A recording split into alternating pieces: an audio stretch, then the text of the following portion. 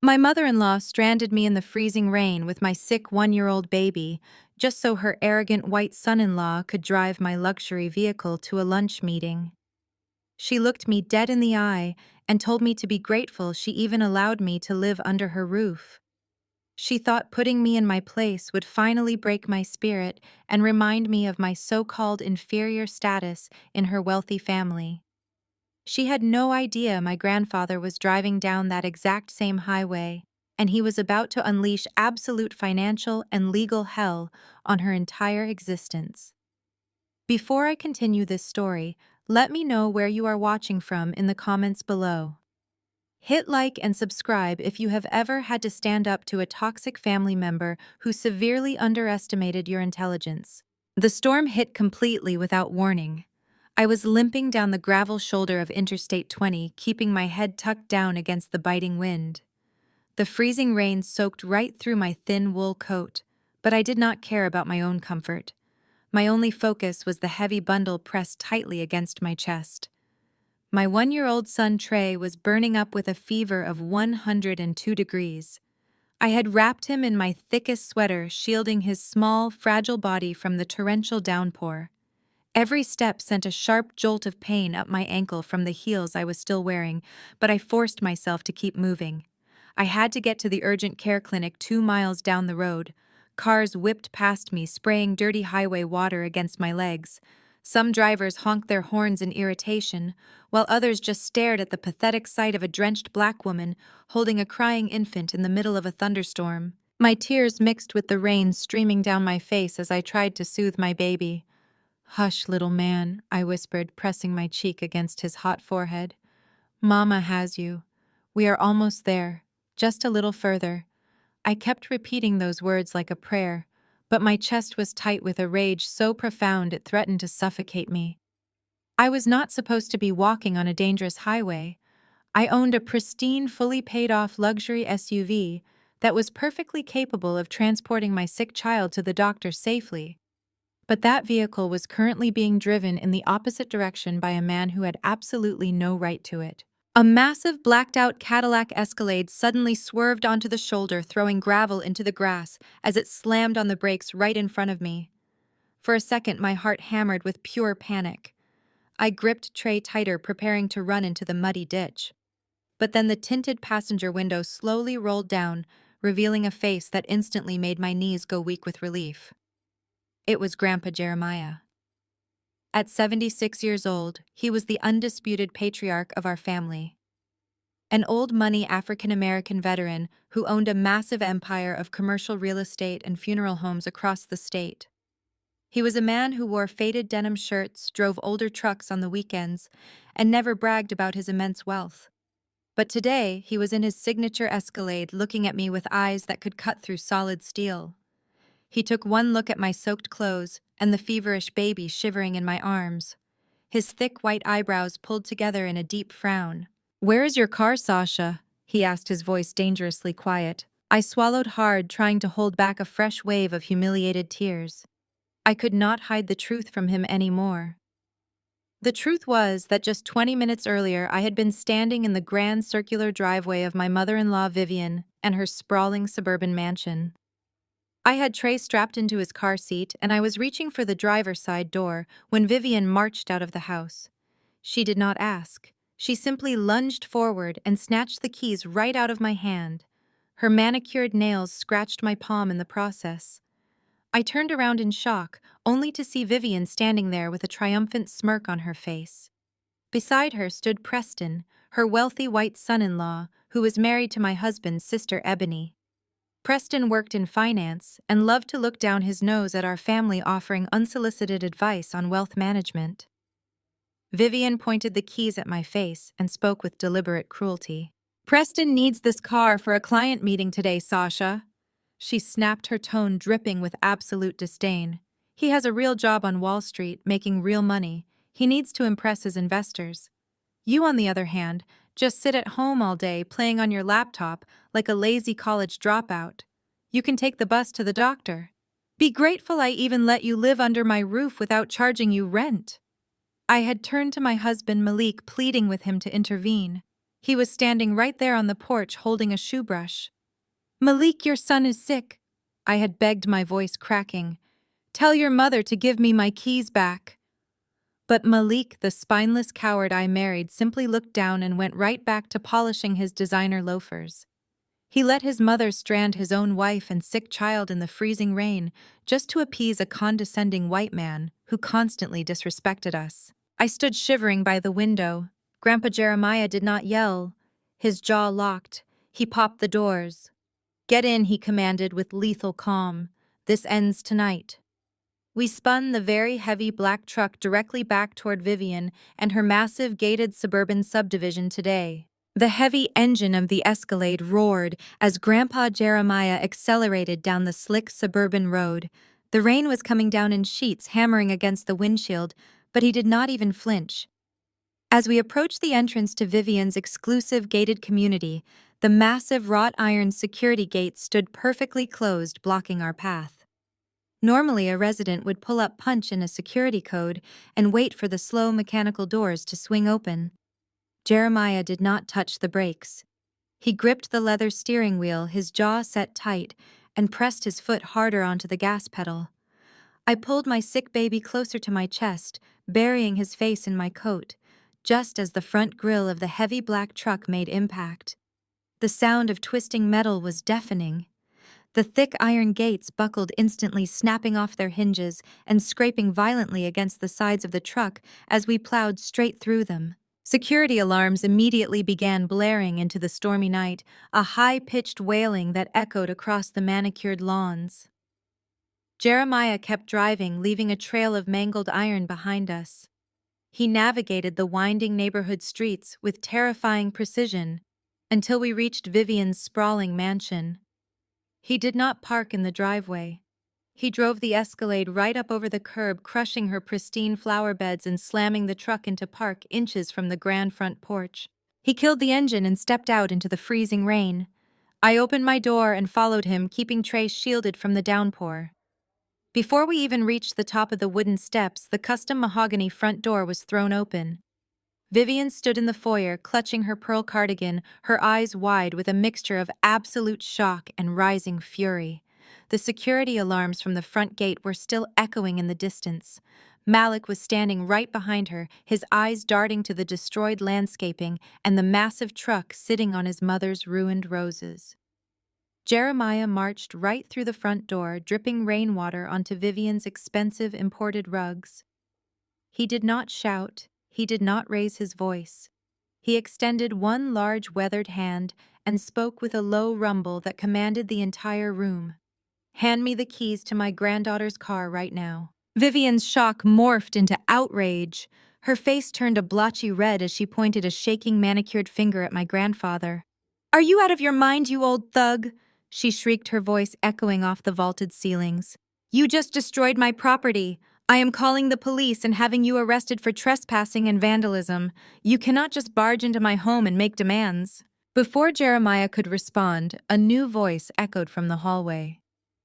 "Now let us just take a breath and calm down, Chief." Preston stepped into the foyer, smoothing the lapels of his custom-tailored suit. My sister-in-law's white husband wore a patronizing smirk that made my stomach turn. He walked forward, with the unearned confidence of a man who believed his mere presence commanded respect. He put his hands up in a placating gesture, speaking to my grandfather as if he were trying to pacify an unruly child. "There is no need for hostility here." Preston continued, his tone dripping with condescending superiority.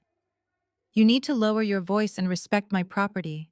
We are civilized people. We handle things legally in this house." I stepped out from behind Jeremiah, my wet clothes clinging to my shivering body. I held my burning baby tight. "Your property?" I asked, my voice trembling with suppressed rage. "That is my vehicle, Preston. It is fully paid off and registered in my name. You had absolutely no right to take it." Preston chuckled, a dry, arrogant sound. He walked over to a marble console table and picked up a leather briefcase. "Actually, Sasha, it is not your vehicle anymore." He pulled out a crisp manila folder and opened it, pulling out a stack of legal documents. "I did not just borrow your car for a client meeting. I legally transferred the title to my wealth management limited liability company this morning. The room went entirely still except for the sound of Trey whimpering against my chest. I stared at the papers in Preston's hand, trying to comprehend the sheer audacity of his words. "You cannot transfer a title without my signature," I stated flatly. Preston's smirk widened. "Well, according to these documents, you did sign them. Your husband Malik authorized the transfer on your behalf to cover your unpaid rent." He looked over at Malik, who immediately shrank back, attempting to hide behind Vivian's shoulder. Malik refused to make eye contact with me, staring intently at the floorboards. Preston continued his lecture, pacing the foyer like he was addressing a boardroom. "Malik admitted that you two have been living here completely rent-free for months. My business simply acquired the vehicle as collateral for the debt owed to my mother-in-law. It is just basic financial literacy, Sasha. I know a college dropout might not understand asset management, but you really should read the things your husband signs for you." My mind raced. We had never lived here for free. I paid Vivian $2,000 in cash every single month from my own savings, while Malik poured all his money into his failing tech startup. Vivian had obviously pocketed my cash and told Preston we were freeloading. And Malik, the man who vowed to protect me, had actually stood there and let them forge my signature to steal the only reliable transportation I had for our child. Vivian looked incredibly triumphant, standing there with her chin raised, believing she had finally put me in my place. She thought I was just a broke, unemployed dependent who would collapse into tears and beg for mercy. They all thought I was a helpless victim who did not understand the big words Preston was using. I did not scream. I did not cry. The sheer panic that had gripped me on the highway completely evaporated, replaced by a cold, lethal professional focus. I shifted my sick baby to my left hip, resting his hot cheek against my neck. I reached into my coat pocket with my free right hand and pulled out my smartphone. I looked Preston directly in his smug blue eyes. "What is the exact legal name of your limited liability company, Preston?" I asked, my voice eerily calm. He let out an exasperated sigh, clearly believing I was going to try and call some customer service complaint line. He reached into his tailored breast pocket and pulled out a thick, embossed business card, extending it toward me with arrogant flair. "Prestige Wealth Holdings, LLC," he said, spelling it out for me. "Feel free to have your non-existent lawyer look it up." I took the card from his hand without breaking eye contact. I glanced down at the sleek gold lettering, then unlocked my phone screen. I tapped directly into the secure federal database access portal I maintained for my actual career. The career none of them knew about. I typed the name of his company into the search bar, watching the corporate registration details populate on my screen. I looked back up at Preston and delivered the words that would shatter his entire reality. "You just tied a stolen vehicle with forged documents directly to a federally regulated financial entity," I stated casually. "That is a federal felony, Preston." The screech of twisting metal was the only answer Jeremiah gave to the security gate. His massive black Cadillac plowed through the wrought iron like it was made of toothpicks, setting off a cacophony of alarms that sliced through the stormy night. I stood by the passenger window, cradling Trey, who had finally stopped crying and was now whimpering in his sleep. We rolled up to the front porch with tires spinning on the wet pavement. My heart was pounding so hard, I felt it in my throat. Jeremiah killed the engine and stepped out. He was a force of nature even at his age. He did not say a word to me as he marched up the wooden steps. He kicked the front door open with a single fluid motion that sent the heavy wood crashing against the interior wall. The silence in the grand foyer was absolute. Preston stared at me, and the arrogant smirk melted off his face like wax sliding down a hot candle. For a man who made his living pretending to be the smartest person in the room, the realization that he had just incriminated himself in a massive federal crime hit him with the force of a freight train. He looked down at the business card he had just handed me, and then looked at my phone screen, where the official government registry clearly displayed his name alongside the fraudulent limited liability company. He opened his mouth to speak, but no sound came out. His pale skin flushed a deep mottled red, and he took a sudden step backward, bumping into a marble pillar. Vivian, however, did not understand the gravity of the situation. Her mind could not comprehend that her supposedly inferior daughter-in-law held the power to destroy her favorite son-in-law. All Vivian saw was a black woman disrespecting a white man in her pristine foyer, her face twisted into a mask of pure, unhinged rage. "How dare you speak to Preston that way?" Vivian shrieked, her voice echoing off the crystal chandelier above us. "You ungrateful little parasite!" She lunged forward, her arms swinging back. I saw the massive diamond rings on her fingers flash under the lights as she aimed a vicious slap directly at my face. I instinctively turned my body to shield my sick baby, preparing to take the hit. The blow never landed. Grandpa Jeremiah moved with a terrifying speed that defied his 76 years. His large, calloused hand shot out and clamped around Vivian's wrist mid-air, stopping her strike dead in its tracks. The sound of her bones grinding slightly under his iron grip made her gasp in shock. Jeremiah did not yell. He did not lose his temper. He simply tightened his hold just enough to make Vivian whimper and slowly lowered her arm. "Never raise your hand to my granddaughter again," Jeremiah stated, his voice rumbling low and deep like distant thunder. "If you ever come within 10 feet of Sasha or my great-grandson, I will make sure you lose a lot more than just your pride." He released her wrist with a look of utter disgust. Vivian stumbled back, cradling her arm, her chest heaving with indignation. Malik finally found his voice, stepping out from behind his mother with his hands raised in a pathetic, pleading gesture. "Jeremiah, please," Malik stammered, his voice shaking. "You are overreacting. My mother was just upset. We can figure this out. Just give us the car keys back and we can sit down and talk like a family." Jeremiah turned his piercing gaze onto Malik. The disappointment in my grandfather's eyes was heavy enough to crush stone. "You let this woman throw your wife and your sick child out into a thunderstorm, Malik. You let this man forge documents to steal her property. You are no kind of man, and you are certainly no kind of family." Jeremiah reached into the pocket of his faded denim shirt and pulled out his cell phone. He bypassed his contacts and dialed a private number, tapping the speakerphone button so the audio would broadcast clearly through the quiet foyer. The phone rang twice before a crisp, professional voice answered. "Arthur speaking. How can I help you this evening, Mr. Washington?"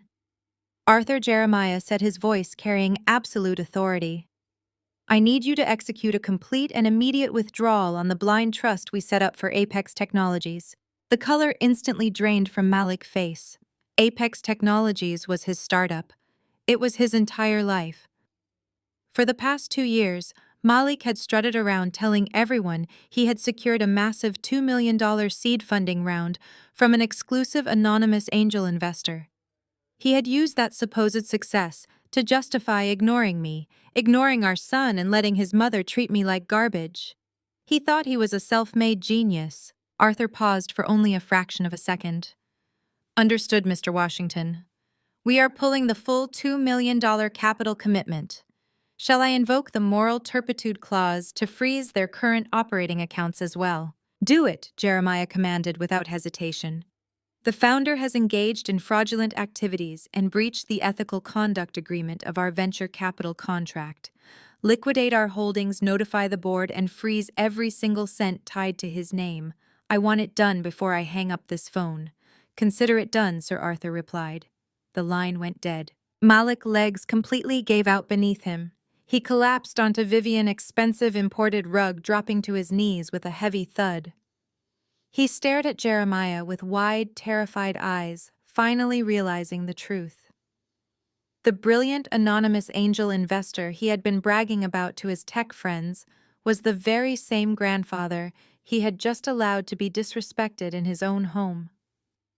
Jeremiah had secretly funded Malik entirely out of love for me, wanting to ensure my husband could provide for our family. And Malik had taken that money and used it to fuel his own arrogance. "No," Malik choked out, tears instantly spilling down his cheeks. "No, please, Jeremiah, you cannot do this. That money is everything. I have payroll on Friday. I have office leases. If you pull the funding, the company is dead.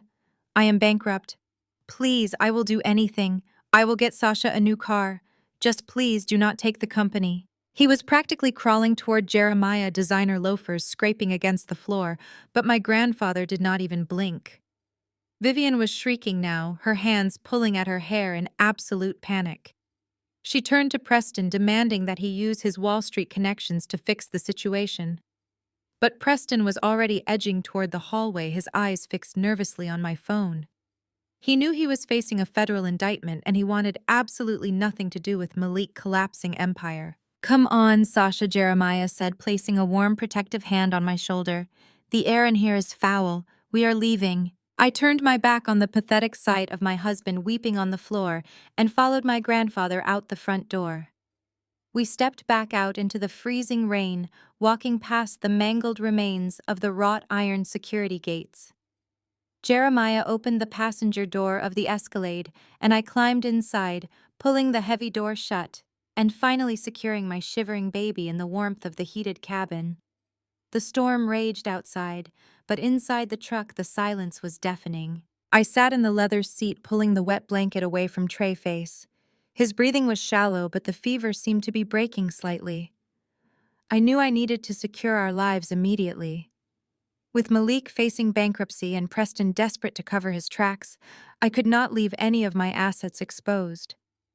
I pulled up my secure credit monitoring application on my phone, intending to put a hard lock on all my bank accounts and freeze my social security number. The application loaded with a soft chime. I stared at the blue and white dashboard, and my blood ran completely cold. The breath caught in my throat and a wave of pure primal terror washed over me. I blinked, hoping it was a system error, but the numbers glaring back at me were devastatingly real. Grandpa? I whispered, my voice trembling so violently I could barely form the words. I slowly turned my phone toward him as he put the truck in drive. They did not just take the car. Someone just opened a $150,000 line of credit. And they did not use my name. They used my baby's social security number. The drive to Grandpa Jeremiah estate took less than 40 minutes, but the silence inside the heavy truck made it feel like an eternity. The storm battered the reinforced glass of the Escalade as we left the manicured illusions of Vivian neighborhood far behind. I kept my hand resting gently on Trey's chest, feeling his breathing finally settle into a steady rhythm. The fever was breaking. He was safe. But the burning anger in my veins was only just igniting. We approached the massive iron gates of Jeremiah's actual compound. Unlike Vivian's flimsy decorative fencing, this was a genuine fortress built by a man who understood the value of true security. The heavy steel doors parted silently, recognizing the approaching vehicle. We wound our way up the long driveway lined with ancient oak trees until the sprawling stone manor came into view. It was impenetrable quiet and completely off the grid. Jeremiah carried my sleeping son inside, handing him off to his trusted housekeeper, who immediately took Trey upstairs to a warm, prepared room. I did not go with them. I could not sleep. I could not rest. I turned to my grandfather and gave him a single nod. He understood instantly. He walked out to the truck and returned a few minutes later, carrying the two heavy black waterproof cases I had stored in his climate-controlled vault months ago. Vivian and her arrogant son-in-law Preston loved to mock me. They loved to tell their country club friends that Malik had married a lazy girl who sat around on her laptop all day, contributing nothing to the family legacy. They assumed I was just browsing social media or shopping online. They had absolutely no idea what I actually did for a living. I unlatched the heavy cases and began pulling out my equipment, spreading it across Jeremiah's massive solid oak dining table. I set up 3 high-resolution monitors, connecting them to my heavily encrypted primary workstation. I am not a college dropout. I hold master degrees in forensic accounting and cybersecurity. I am a senior corporate fraud investigator. When a Fortune 500 company loses $50 million in a phantom supply chain scam, they do not call the police. They call my firm. I spend my days tearing apart shell companies, tracking offshore wire transfers, and hunting down executive embezzlers who think they are smarter than the system. Tracking down a fraudulent personal loan was not just easy for me. It was an insult to my skill set. I sat down in the leather chair and cracked my knuckles. The soft glow of the monitors illuminated the dark dining room. Jeremiah stood quietly in the corner, pouring 2 cups of black coffee and watching me work. I did not bother calling the retail bank customer service line to dispute the fraudulent credit account. They would just put me on hold and read from a scripted prompt telling me an investigation would take 30 to 60 days. I did not have 30 days. I wanted blood tonight. I bypassed the standard consumer portals completely. Using my federal clearance credentials and specialized tracing software, I tapped directly into the back-end metadata of the loan application itself. The bank servers registered the inquiry, but my encrypted connection masked my true location. I pulled the raw data file for the $150,000 line of credit opened under my baby-stolen Social Security number. The application had been submitted seamlessly. Someone had used Trey's Social Security number, my maiden name, and a fabricated credit history to push the approval through an automated underwriting system. It was a sophisticated digital heist designed to look like a perfectly normal wealth management expansion. I stared at the screen, analyzing the digital footprints left behind. Every online action leaves a trail.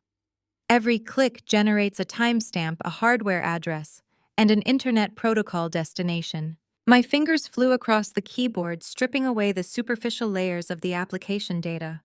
I isolated the exact minute the submit button was pressed. Then I extracted the routing nodes to trace the origin of the internet connection.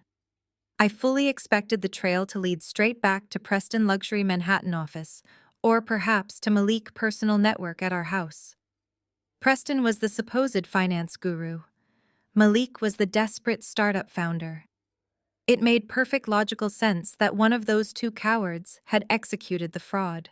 But the data does not care about logic or assumptions. The data only tells the truth. I watched the routing trace bounce across 3 different regional servers before hitting its final destination block. The numbers resolved on my center monitor. The geographic location pinged not in New York and not in Vivian's suburban neighborhood. The signal dropped directly onto a commercial block right in the heart of downtown. I narrowed my eyes, leaning closer to the screen. I ran a secondary trace, pulling the public registry for that specific commercial network block. The registration details flashed onto the screen in bright white text. It was the First Zion Baptist Church. I stopped typing. The silence in the dining room was broken only by the steady hum of my computer cooling fans. First Zion was the most prominent and wealthy congregation in the city. It was also the exact church where my mother-in-law spent 5 days a week holding court and controlling everyone around her. I ran a specific hardware address lookup, pinpointing the exact machine on the church network that had submitted the fraudulent loan application. The system returned a static, designated user profile. I looked over at my grandfather. He had walked up behind my chair, holding the 2 cups of coffee. His eyes were fixed on the glowing screens. He read the text aloud, his voice devoid of any surprise. Head of the Finance Committee, Vivian. She had not just stolen from my son, she had used the holy sanctuary of her own church and the secure network of the Finance Committee she controlled to commit federal identity theft. Vivian had built her entire social empire on the illusion of religious piety and moral superiority. She sat in the front pew every Sunday, judging the congregation and basking in their respect. And all the while she was sitting in her private church office, stealing my baby financial future to fund her own family greed. I took the cup of coffee from Jeremiah's hand and took a slow, deliberate sip. The dark liquid was bitter and hot. I looked back at the screen, staring at Vivian's registered user profile. She thought I was just an uneducated girl she could bully and discard. She had no idea she had just handed a top-tier forensic auditor the digital keys to her entire kingdom, and I was going to burn it straight to the ground. The morning sun cast long shadows across the manicured grounds of my grandfather's estate as I pulled one of his unassuming sedans out of the garage. I had kissed Trey's forehead while he slept safely under the watchful eye of the estate nurse before leaving. My mind was singularly focused. Vivian thought she was a mastermind operating from the untouchable sanctuary of First Zion Baptist Church. She had no idea she had just invited a predator into her sacred space. I arrived at the church just after 10. The parking lot was mostly empty, save for a few vehicles belonging to the administrative staff. I walked through the heavy oak doors carrying a casual tote bag. The familiar scent of lemon furniture polish and old hymnals hit me instantly. I had spent countless Sundays in this building enduring Vivian thinly veiled insults while sitting in the family pew. Today I was not a dutiful daughter-in-law. I was a phantom. I approached the front desk, greeting the elderly receptionist with a warm, practiced smile. I told her I had come to pick up some baby blankets and clothes I had left in the church daycare room last week. She nodded sympathetically, asking how little Trey was feeling. I gave her a polite reassurance and headed down the long carpeted hallway toward the children wing. But as soon as I rounded the corner out of her line of sight, I pivoted sharply. Vivian's office as head of the finance committee was located at the end of the administrative corridor. She treated that room like her personal throne room, but her arrogance was her greatest weakness. She believed herself so universally respected that she never even bothered to lock her door.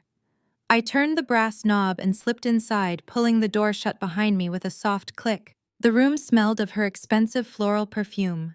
Her mahogany desk was perfectly organized, but I did not care about paper files. I went straight for the desktop computer sitting in the corner. I pulled a specialized high-speed cloning drive from my tote bag and plugged it directly into the motherboard array. I did not need her passwords or her permission. My software bypassed the user interface entirely, tapping straight into the raw data sectors of the hard drive. A progress bar appeared on my handheld device.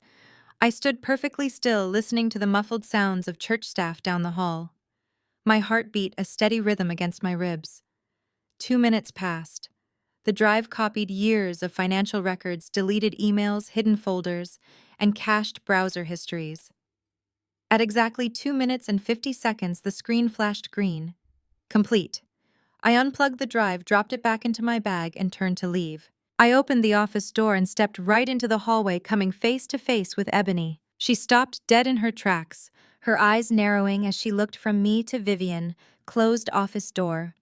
Ebony had always hovered around the edges of our family gatherings, desperate for Vivian approval and shamelessly orbiting my husband. Today, she was dressed as if she were heading to a luxury fashion shoot rather than a Wednesday morning church committee meeting. She was dripping in expensive designer accessories, but my eyes instantly locked onto her chest. Resting against her collarbone was a heavy vintage emerald necklace. The breath left my lungs. That necklace was not a store-bought piece. It was a custom heirloom that had belonged to my late mother. It was the only physical piece of her I had left in this world, and I had kept it secured in a velvet box in my bedroom. Malik had actually gone into my private things, stolen my dead mother jewelry, and given it to his mistress. Ebony saw my gaze drop to the emeralds, and a wicked, triumphant smirk spread across her face. She reached up and let her perfectly manicured fingers trace the intricate gold setting, making sure I got a good look at it. "Beautiful, isn't it?" she purred, her voice dripping with malice. "Malik gave this to me last night. He said it was just collecting dust in your drawer. He told me you really did not have the class or the style to pull off something this elegant. He said it belonged on someone who knew how to wear it." Every instinct in my body screamed at me to reach out, grab that necklace, and rip it right off her throat. I wanted to shatter her smug expression and tear the hallway apart, but I felt the solid weight of the cloned hard drive resting in my tote bag. I had a much bigger execution planned.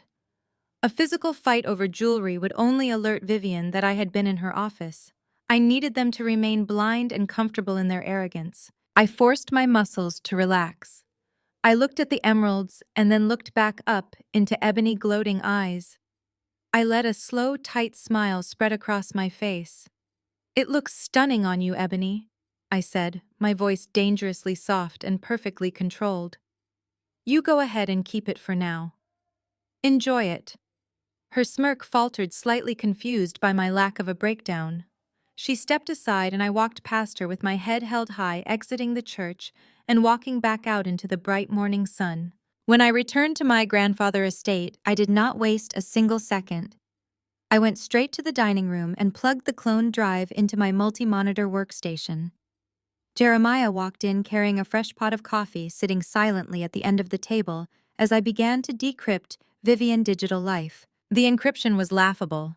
Within 10 minutes, I had cracked her private folders and opened the master financial ledgers she managed for the church.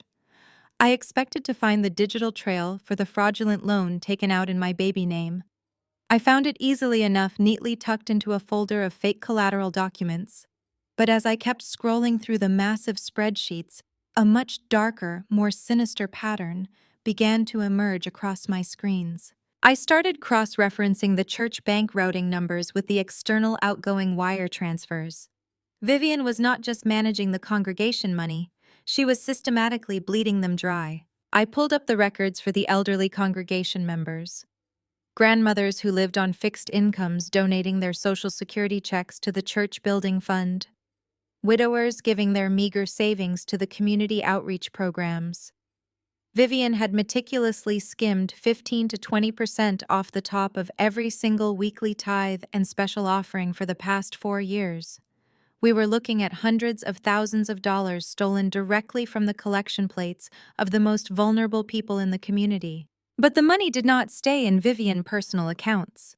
I traced the laundered funds following the digital wire transfers as they bounced through 2 intermediary shell accounts. The final destination for every stolen dollar lit up my center monitor. I stared at the screen, the magnitude of the conspiracy finally clicking into place. "Grandpa," I said, my voice echoing in the quiet room. "Vivian is not just a thief. She is part of a massive laundering syndicate." I pointed to the final routing destination on the screen. Every single cent she stole from those elderly church members was funneled directly into Preston Wealth Management Firm. They are running a coordinated racketeering operation right under everyone's noses. The heavy silence in the dining room was broken by the soft chime of the perimeter security system. Jeremiah glanced at the tablet resting next to his coffee cup and let out a dry, humorless breath. He tapped the screen to bring up the front gate camera feed and slid it over to me. Standing in the freezing drizzle, next to his beat-up sedan was Malik. He was clutching a bouquet of cheap grocery store flowers wrapped in crinkling plastic, looking up at the security camera with a mixture of irritation and poorly feigned desperation. My grandfather asked me if I wanted his security detail to escort my husband off the property. I looked at the pathetic image on the screen and shook my head. I told Jeremiah to let him in. I wanted to see exactly how deep his delusions ran. The heavy steel gates parted and Malik drove his sedan up the long, winding driveway, parking far away from the imposing Escalade he had allowed his brother-in-law to steal just 24 hours prior, when Malik walked into the grand foyer of the estate. He tried to puff out his chest, attempting to project authority, but he looked incredibly small, surrounded by the towering stone walls of Jeremiah. Actual wealth. He demanded to see his wife. Jeremiah did not say a single word. He simply stood in the doorway of the dining room, his arms crossed over his chest and tilted his head toward me. Malik walked in and let out a loud, dramatic sigh as if he were the exhausted victim. In this situation, he tossed the cheap, damp flowers onto the solid oak table, letting them land inches from my keyboard. He looked at me with a condescending expression and told me that I had made my point. He said, I had thrown my little tantrum and humiliated his mother, but now it was time to pack up my things and be a family again. He actually had the nerve to tell me to gather our sick infant son, get back into the car, and drive home to apologize to Vivian. If I groveled enough, he promised Vivian might find it in her heart to forgive me for my absolute disrespect. He leaned over the table, his voice dripping with patronizing manipulation. "You know how my mother gets, Sasha," he said. "You just have to learn to know your place in our family." I did not scream. I did not throw the cheap flowers back in his face. I sat perfectly still looking at the man I had married and felt nothing but an absolute glacial clarity. He was not a partner. He was a parasite protecting a hive. I reached over to the laser printer sitting on the mahogany credenza behind me. It had just finished printing a thick stack of documents. I took the warm pages, neatly squared the corners, and slid them slowly across the polished wood table directly in front of him. Malik rolled his eyes. Clearly annoyed by my lack of immediate compliance, he picked up the first page, assuming it was some meaningless printout. It was the routing ledger showing the church tithe funds sliding directly into Preston offshore accounts. Malik frowned, turning to the second page. It was the digital footprint of the loan origination document bearing our infant son's exact social security number and Vivian registered network credential. I watched the last remaining traces of color drain completely out of Malik's face. His hands began to shake so violently that the papers rattled against each other. He dropped the stack back onto the table as if the pages were actively burning his skin. I leaned forward, resting my elbows on the table, and looked him dead in the eyes. "You knew," I stated, my voice deathly calm. "You stood by and let your mother steal our baby identity to fund a criminal enterprise." Malik crumbled under my gaze. His arrogant posture vanished, and he started stuttering out a frantic, pathetic confession. He admitted everything he told me. That Preston was drowning financially. Preston had gotten hit with massive margin calls on several high-risk leveraged trades. If Preston went bankrupt, the entire family image would be destroyed, and Vivian could not stomach the social embarrassment. She had panicked and used the church funds to cover the initial margin calls, but it was not nearly enough. They needed clean credit immediately to secure a bridge loan. Malik's voice pitched higher as he tried to justify the absolute insanity of their actions. Preston promised them a 300% return once the market rebounded. Malik insisted they were going to pay the fraudulent loan off before I ever even noticed it was missing. He tried to frame identity theft against an innocent infant as a savvy, temporary business investment for the greater good of the family. I shook my head slowly, repulsed by the sheer cowardice standing in front of me. I reached into a sleek leather folder that my grandfather's legal team had couriered over earlier that morning. I pulled out a fresh, crisp document and slid it across the table, stopping right on top of the wire transfer's divorce papers. I told him the terms were simple: full physical and legal custody of Trey goes to me. Malik walks away with absolutely nothing, I told him. He needed to sign the bottom line right this second and walk out the door forever, or I was going to take the printed wire transfers and drive straight to the local field office of the Federal Bureau of Investigation. I fully expected him to drop to his knees and start crying again, but as Malik looked down at the divorce papers, his posture shifted. The pathetic, groveling husband suddenly vanished, replaced by a nasty, calculated sneer that mirrored his mother perfectly. He pushed my divorce papers back across the table. He reached into the inside pocket of his damp jacket and pulled out a folded legal document of his own. He tossed it onto the table. It bore a thick blue court seal. He looked at me with a cold malice and told me he was not signing anything. Preston Law Firm worked incredibly fast. Malik pointed to the blue seal and explained that it was an emergency ex parte custody order signed by a local judge just an hour ago. Malik had filed a sworn affidavit claiming I had suffered a mental breakdown, stolen his child, and fled the house in the middle of a dangerous storm. The legal document explicitly stated that I was mentally unstable, a severe flight risk, and an immediate physical danger to my own son. I stared at the blue court seal on the emergency custody order resting on the oak table. Malik stood there with a sickeningly triumphant smile on his face. He actually believed he had outsmarted me. He thought that by using Preston's high-priced legal team, he could paint me as an unfit mother and take my son hostage to force my absolute compliance. He thought the threat of losing my baby would make me fold and beg for his forgiveness, while his mother continued to steal my child's financial future. I did not beg, and I did not cry. I looked at the legal document, and then I looked at Malik. I told him he had 48 hours before the emergency challenge hearing. I told him to get out of my grandfather's house before he had to be carried out in a bag. Jeremiah took one heavy step forward, and the smugness instantly vanished from Malik's face. He turned and practically ran out the front door, leaving his damp, cheap flowers and his fraudulent custody bid resting on the polished wood. I had 2 days to prove I was a fit mother and completely obliterate their legal strategy. I was not going to simply play defense and hope for a sympathetic judge. I was going to turn their entire attack back on them and crush their miserable little empire. Jeremiah made a single phone call, and within an hour, a man named Marcus Vance walked through the front doors of the estate. Marcus was the most ruthless family law attorney in the city. He did not care about family harmony or amicable settlements. He only cared about total, absolute destruction of the opposing party. I sat down with Marcus at the dining room table and handed him everything. I did not just give him my spotless medical logs proving Trey was receiving round-the-clock care from a private estate nurse. I gave him the digital keys to my actual life. I handed over my federal tax returns, my employment verification from the corporate fraud investigation firm, and the massive property deeds Jeremiah had already placed into an irrevocable trust under my name. We spent the next 2 days preparing an ambush so flawless they would never see it coming. The emergency hearing took place over a secure court video conference system due to the strict 48-hour timeline. I sat at the massive dining table with Marcus sitting calmly by my side. On the center monitor, I could see the judge sitting in his formal chambers.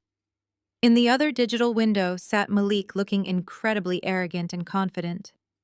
Preston sat right next to him, leaning back in his expensive leather office chair, looking like a wealthy kingmaker, graciously helping his poor brother-in-law. Their attorney was a slick, aggressive man, wearing a custom suit who immediately launched into a vicious character assassination the second the judge opened the floor. The lawyer told the judge that I was a lazy college dropout with absolutely no income and no future prospects. He claimed I was a mentally fragile and emotionally unstable woman who spent my days browsing the internet while my hardworking husband tried tirelessly to provide for our family. He spun a highly dramatic tale about how I had suffered a psychotic break during a severe storm, stolen a sick infant from his comfortable home, and fled to a secluded property where the child was in immediate physical danger. He demanded that temporary physical custody be transferred to Malik immediately so my son could be returned to the safety and warmth of Vivian's suburban home. Marcus let the man finish his entire fabricated speech.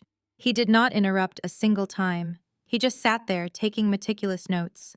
When the opposing lawyer finally stopped talking and smiled smugly at the camera, Marcus calmly addressed the judge and requested permission to submit our counter-evidence directly into the secure court portal. Marcus began with the financial stability argument. He pulled up my certified tax forms and employment contracts. He formally introduced my actual occupation as a senior forensic auditor holding dual master degrees in cybersecurity and accounting. He noted for the official court record that my annual salary was precisely 3 times larger than what Preston claimed to make on his very best year. Next, Marcus addressed the supposedly dangerous living conditions.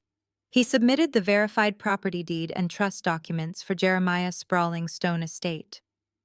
He proved beyond a shadow of a doubt that I was not hiding in a dangerous, unheated location, but rather residing in a multi-million-dollar off-grid fortress that I legally controlled.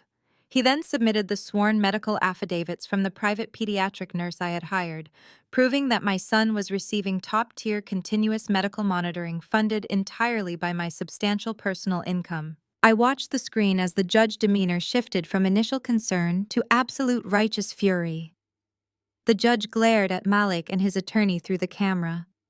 He loudly reprimanded them for filing a frivolous and highly fraudulent ex parte order designed to waste the court time and maliciously harass a perfectly fit mother. The judge stated that the emergency custody bid was entirely without merit and threw it out completely. He ruled that full temporary custody would remain exclusively with me and barred Malik from coming anywhere near the estate without prior written consent. Malik's jaw dropped open. He looked frantically at his lawyer, who was suddenly very quiet and very busy shuffling papers into his briefcase. Preston sat frozen in his chair, his arrogant posture completely deflated as the humiliating reality set in. The lazy, uneducated girl they loved to mock at their country club dinners was actually out-earning his entire fraudulent wealth management firm. The hearing was practically over. The judge asked if there was any final documentation to review before he closed the digital session. Marcus stated he was going to share his screen to display the finalized temporary custody order for the judge to officially approve. Marcus clicked the share screen button, but he intentionally selected the wrong application window from his desktop. For exactly 5 seconds, a different document filled the entire video conference grid. It was not a family court order, It was a formal federal subpoena drafted by the Securities and Exchange Commission.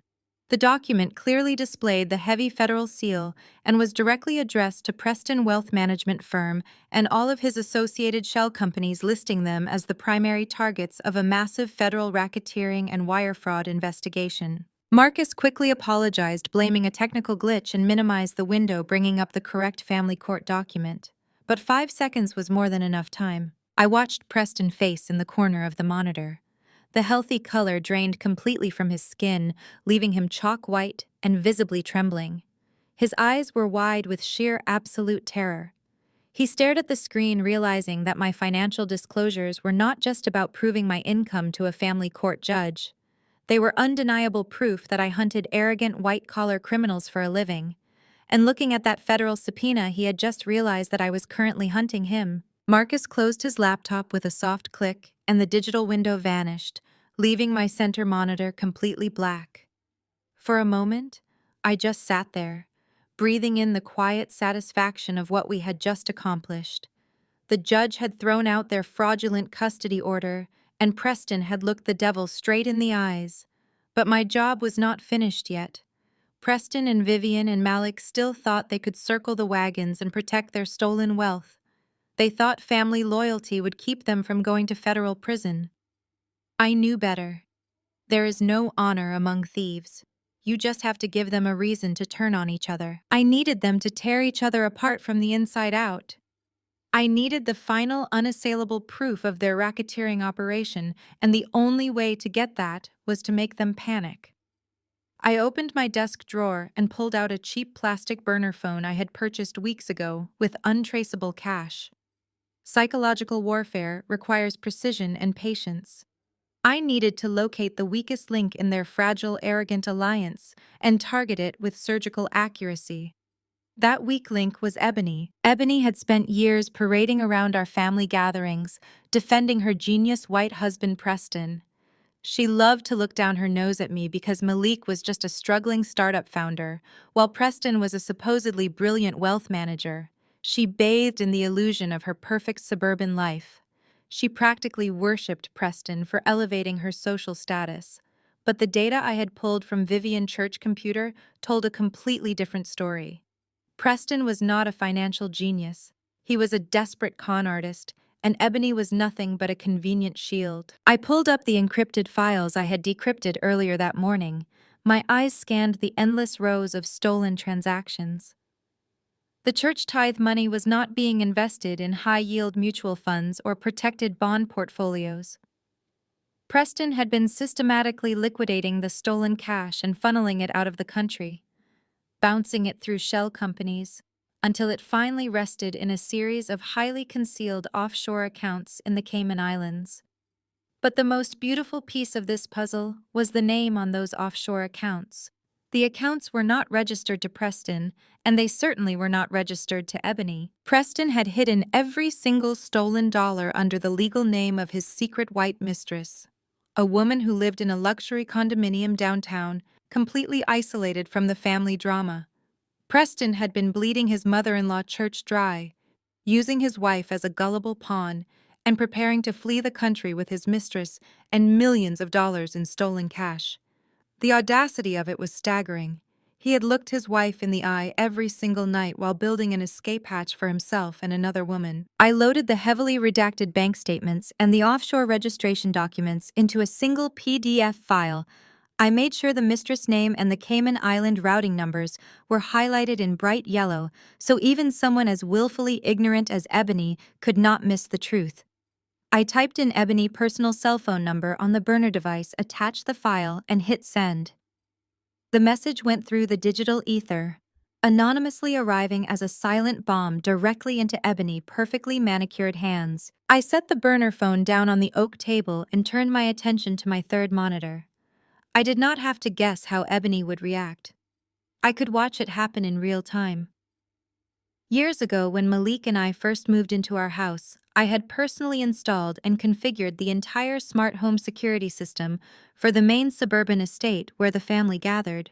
They were all so technologically illiterate and so incredibly arrogant that they never even considered changing the master passwords or the network routing protocols. After I walked out the door, I typed my old administrative credentials into the login portal, and the screen instantly fractured into a grid of high-definition live video feeds, giving me crystal clear access to every corner of their house. I clicked on the main living room camera, expanding the feed to fill my entire monitor. The picture was sharp, the colors vibrant. I sat back in my leather chair, crossing my arms over my chest, and watched the rats scramble in their sinking ship. Preston was pacing frantically back and forth across the expensive imported rug. His face was still pale from the Zoom hearing, and he was aggressively chewing on his thumbnail. He was holding his phone to his ear, desperately trying to reach his lawyers, or perhaps his mistress, but nobody was answering. The panic radiating from his body was visible even through the silent security feed. He looked like an animal trapped in a cage, completely unaware that the real danger was already inside the house with him. Then Ebony walked into the frame. She was staring down at the glowing screen of her smartphone. Her face was completely frozen. The vintage emerald necklace she had stolen from my dead mother was still resting against her collarbone. She stopped in the middle of the living room, reading the PDF document again and again, watching her realize that her entire life was a pathetic lie. Was the most intoxicating feeling in the world she had defended Preston. She had mocked me. She had helped her mother and brother try to destroy my life.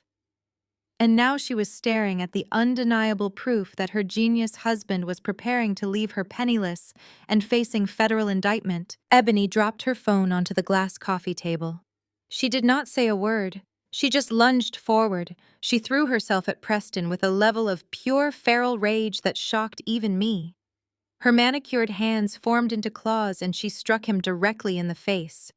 Preston stumbled backward, dropping his own phone in surprise, trying desperately to grab her wrists, but Ebony was completely unhinged. She was screaming at the top of her lungs, her mouth forming angry, rapid words. I did not need audio to understand. She was screaming about the money. She was screaming about the Cayman Islands. She was screaming about the mistress. Preston tried to push her away, holding his hands up in a desperate attempt to calm her down, but she grabbed the collar of his custom-tailored shirt and ripped it down the center, sending expensive buttons flying across the living room floor.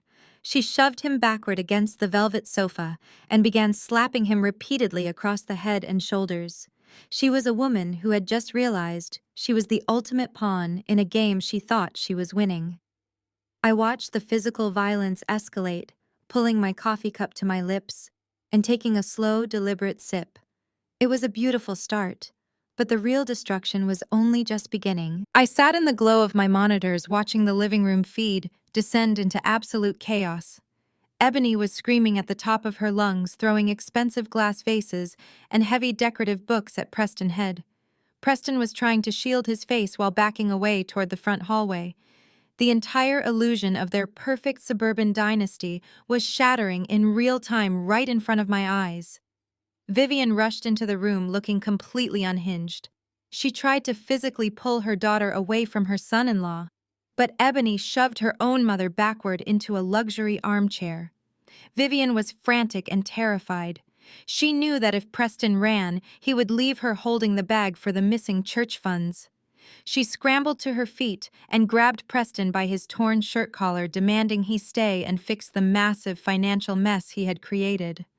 I watched Preston violently push Vivian aside, his eyes darting toward the front door like a trapped rat. The family of predators was finally turning on each other exactly as I had planned. My burner phone buzzed against the solid oak table, breaking the silence of the dining room. I looked down at the glowing screen. It was an unknown number, but I knew exactly who was calling. I let it ring 3 times before sliding the green button and raising the device to my ear. I did not say a single word. Malik's voice came through the small speaker, sounding breathless and utterly broken. He was completely panicked. He told me that everything was falling apart. He said Preston was packing his bags and liquidating whatever cash he could access from his laptop.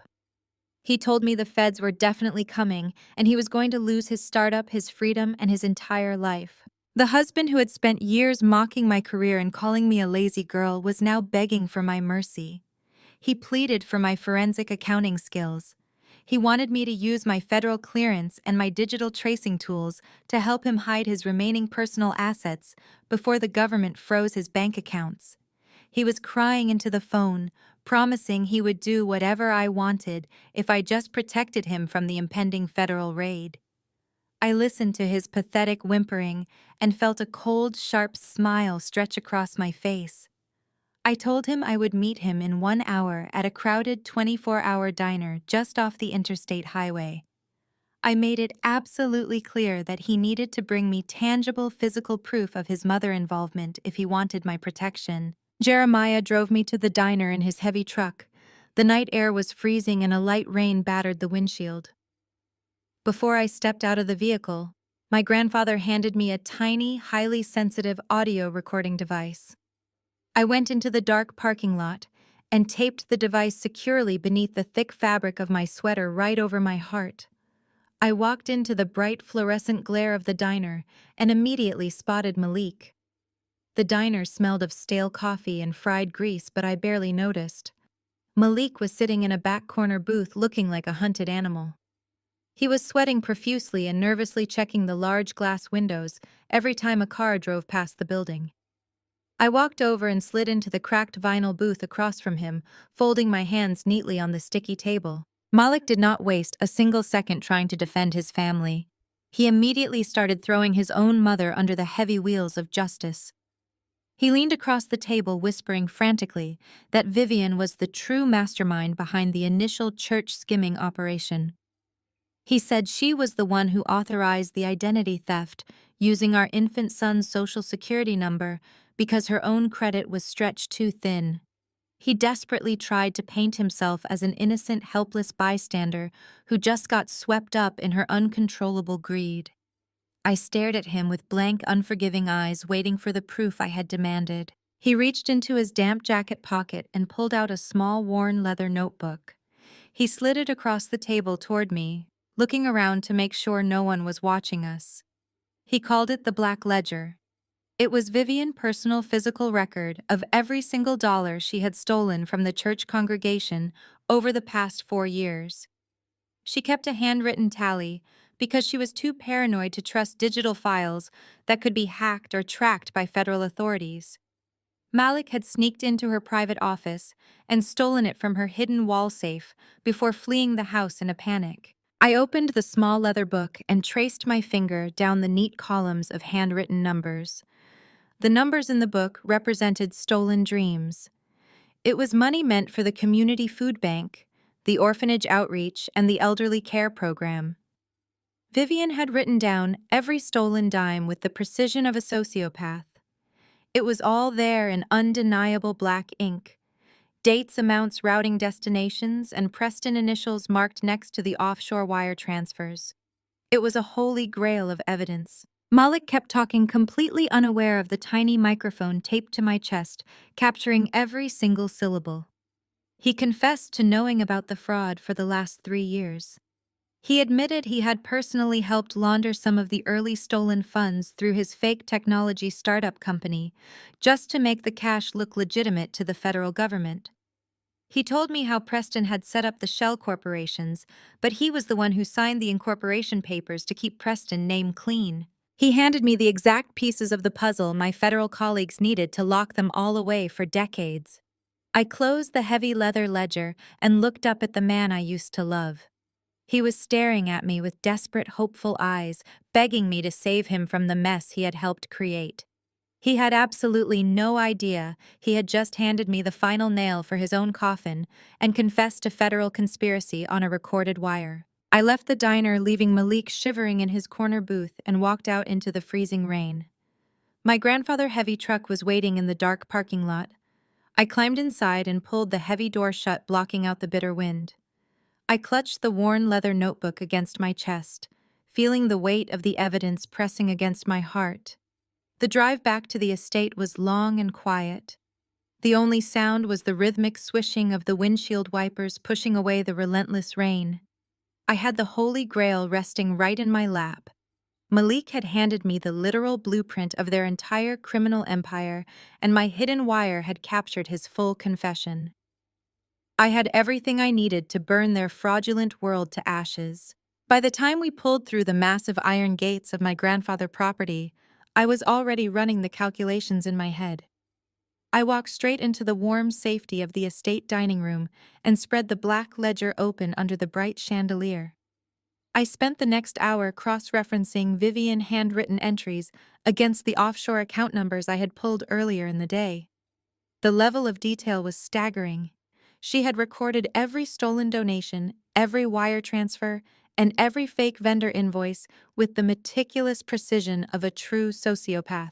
While I was sitting there building my airtight federal case, Vivian was experiencing the absolute terror of a collapsing empire. She must have gone to her hidden wall safe to retrieve her precious records, only to find the metal compartment completely empty. She knew Malik was missing, and it would not have taken her long to realize exactly where he had run.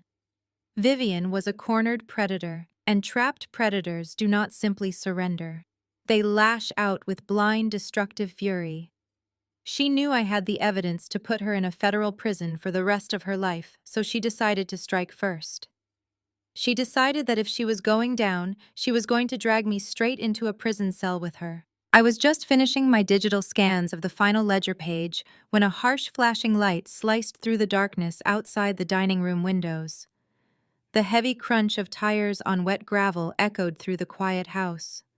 I stood up and walked slowly to the front window, looking out at the chaotic scene unfolding in the circular driveway. 2 local police cruisers were parked diagonally across the entrance, blocking any chance of escape. The red and blue strobe lights painted the stone walls of the estate in erratic, violent colors. And standing right behind the lead squad car was Vivian. She was putting on the absolute performance of a lifetime. She had wrapped a thick blanket around her shoulders and was shivering dramatically in the cold rain. She was sobbing hysterically, burying her face in her hands, and pointing a shaking finger directly at the front doors of our house. A female police officer was standing next to her, rubbing her back and trying to offer comfort. 2 male officers were already approaching the broad stone steps of the porch, with their hands resting cautiously near their heavy utility belts. They looked tense and ready for a violent confrontation. I did not wait for them to bang on the door. I opened the heavy wooden entryway and stepped out onto the covered porch, letting the freezing night air hit my face. The lead officer immediately instructed me to keep my hands visible. He spoke with a harsh, authoritative tone, informing me that they had received a frantic emergency call reporting a violent home invasion. He told me that Vivian was claiming I had forced my way into her suburban home, physically attacked her in her own bedroom, and stolen priceless family heirlooms from her personal safe. I looked past the officers and locked eyes with my mother-in-law. She was crying out from behind the safety of the squad car, begging the police to recover her stolen property. She yelled that I was a dangerous and emotionally unstable woman who had already stolen her infant grandson and was now terrorizing her family. She was playing the frail victim perfectly. The lead officer turned his attention back to me with a mixture of stern authority and pity.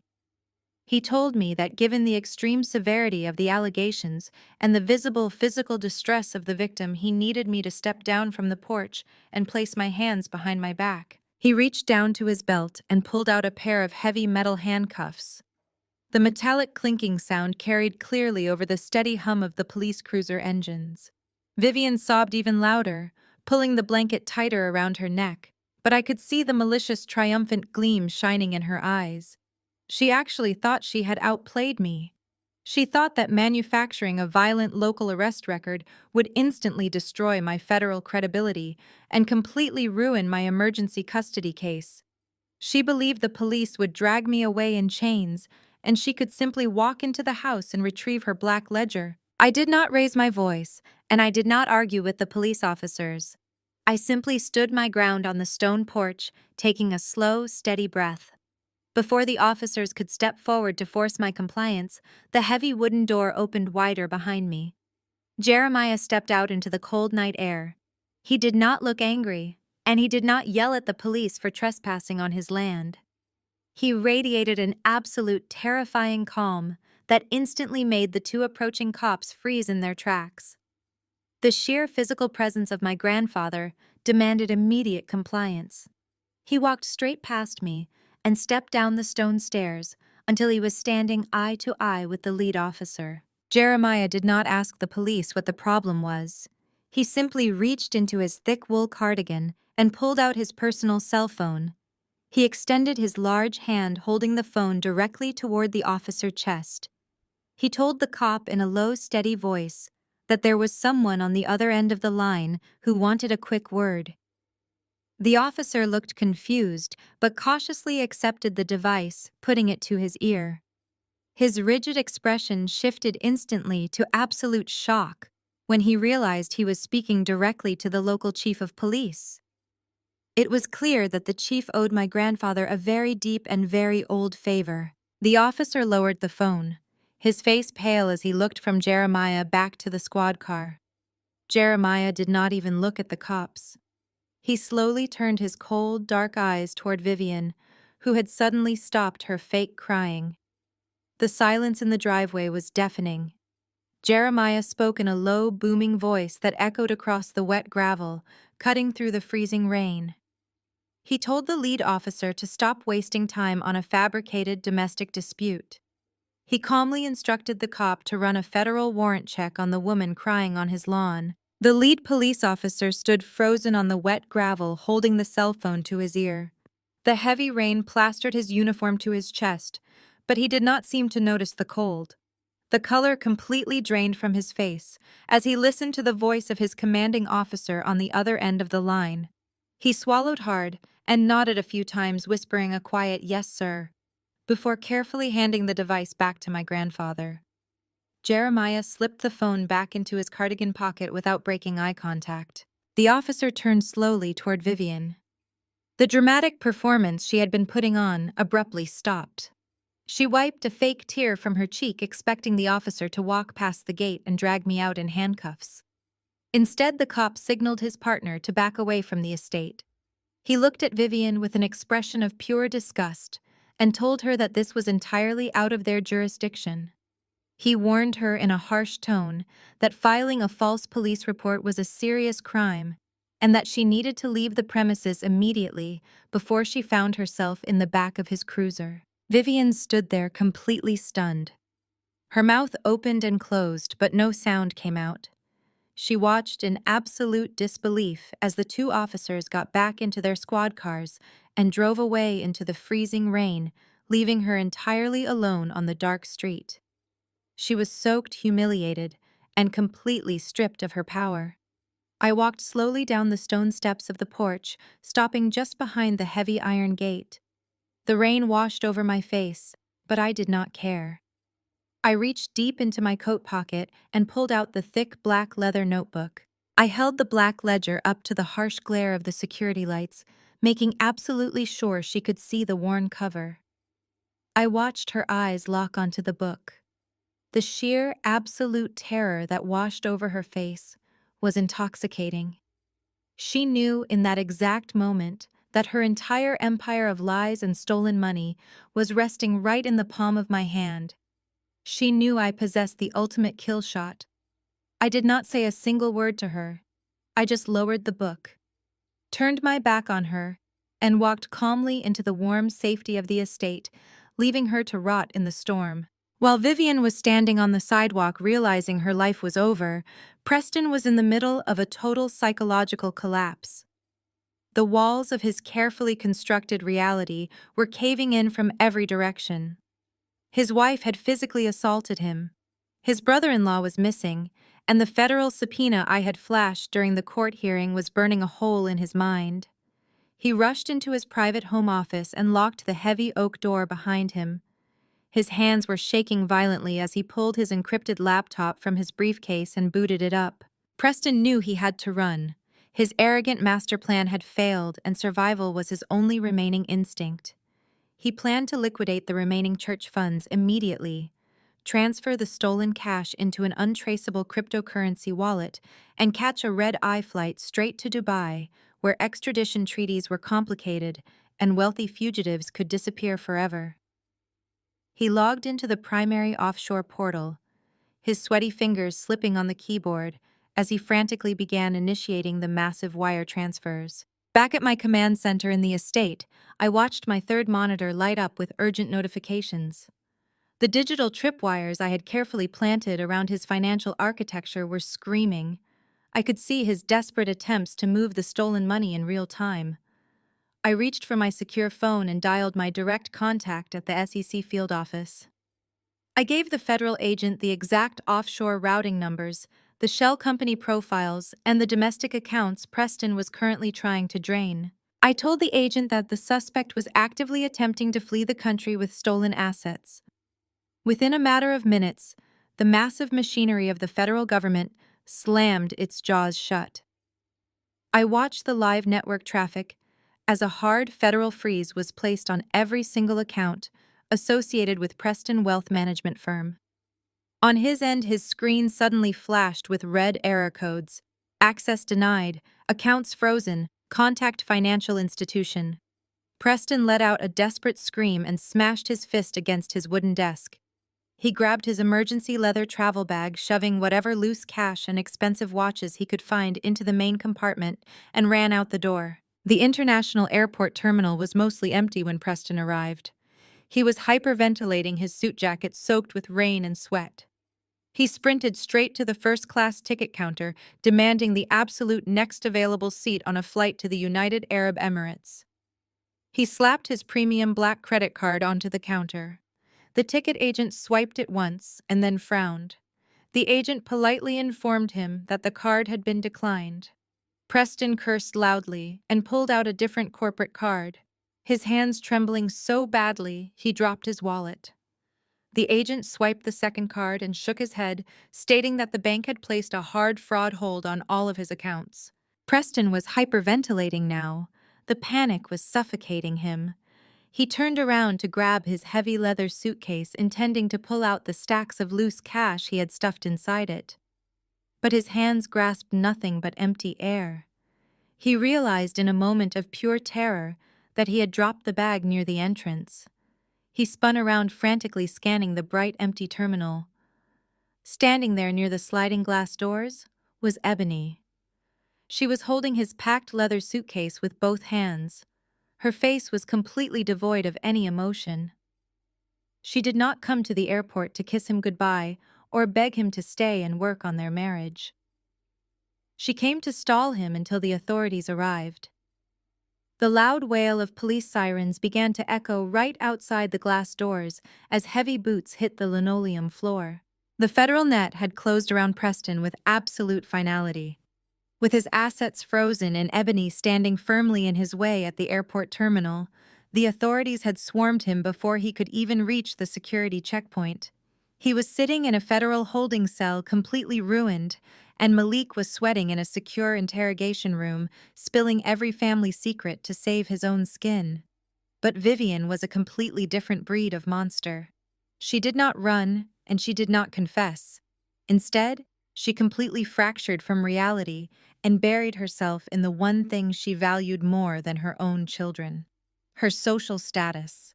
Less than 48 hours after her golden son-in-law was dragged away in handcuffs, Vivian proceeded with hosting the annual spring luncheon for the Women of Excellence Committee.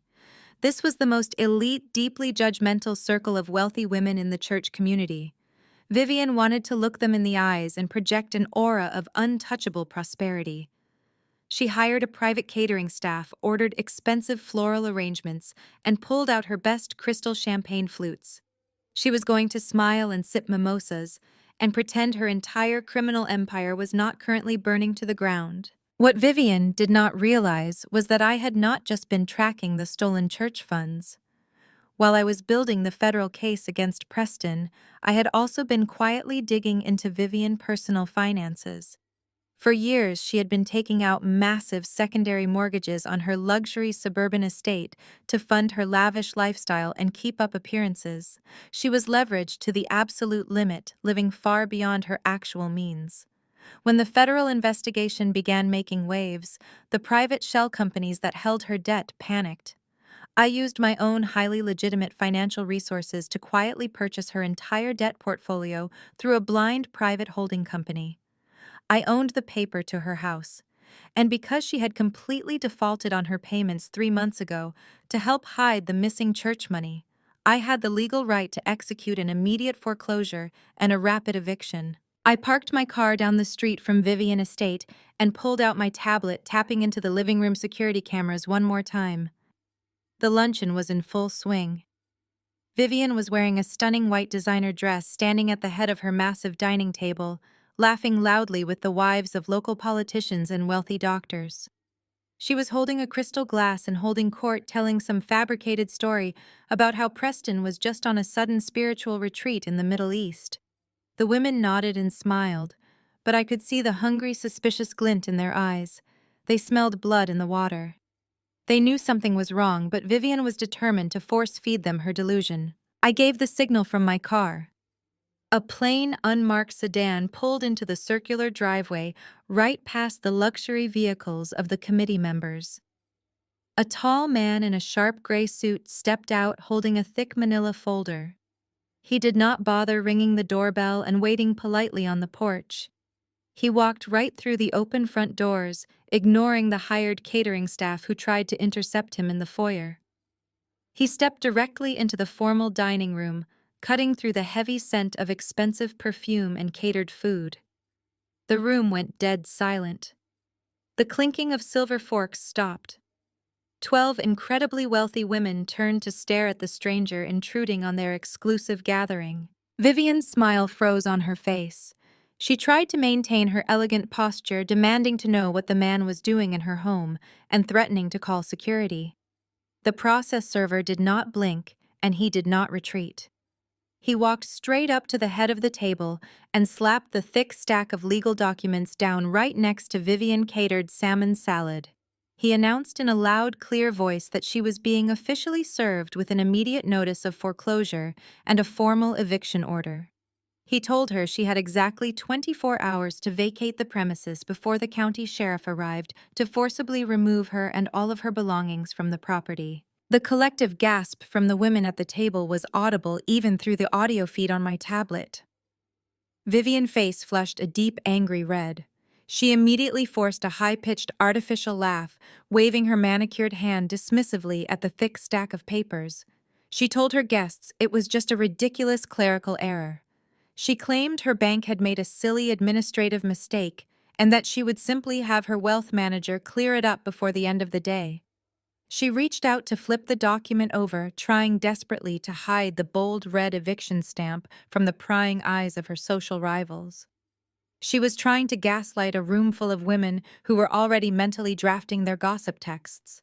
But the woman sitting directly to Vivian Wright was the head of the committee and the biggest gossip in the city. She leaned forward and adjusted her designer reading glasses, staring directly at the legal text before Vivian could hide it. She interrupted Vivian's artificial laughter with a sharp, confused tone. She pointed out that the document did not list a commercial bank. She read the fine print aloud for the entire quiet room to hear. The mortgage had not been foreclosed by a traditional lender. It had been bought out in its entirety by a private financial holding entity named Sasha Investments. Vivian's hands started to shake violently. The expensive champagne flute slipped from her fingers and shattered against the hardwood floor, sending pale yellow liquid soaking into the expensive rug. She stared down at the crisp black ink, realizing that this was not a clerical error and there was no bank manager to yell at. She had spent her entire life treating me like a worthless peasant to be stepped on and discarded. She had tried to steal my son and ruin my life to protect her own greed.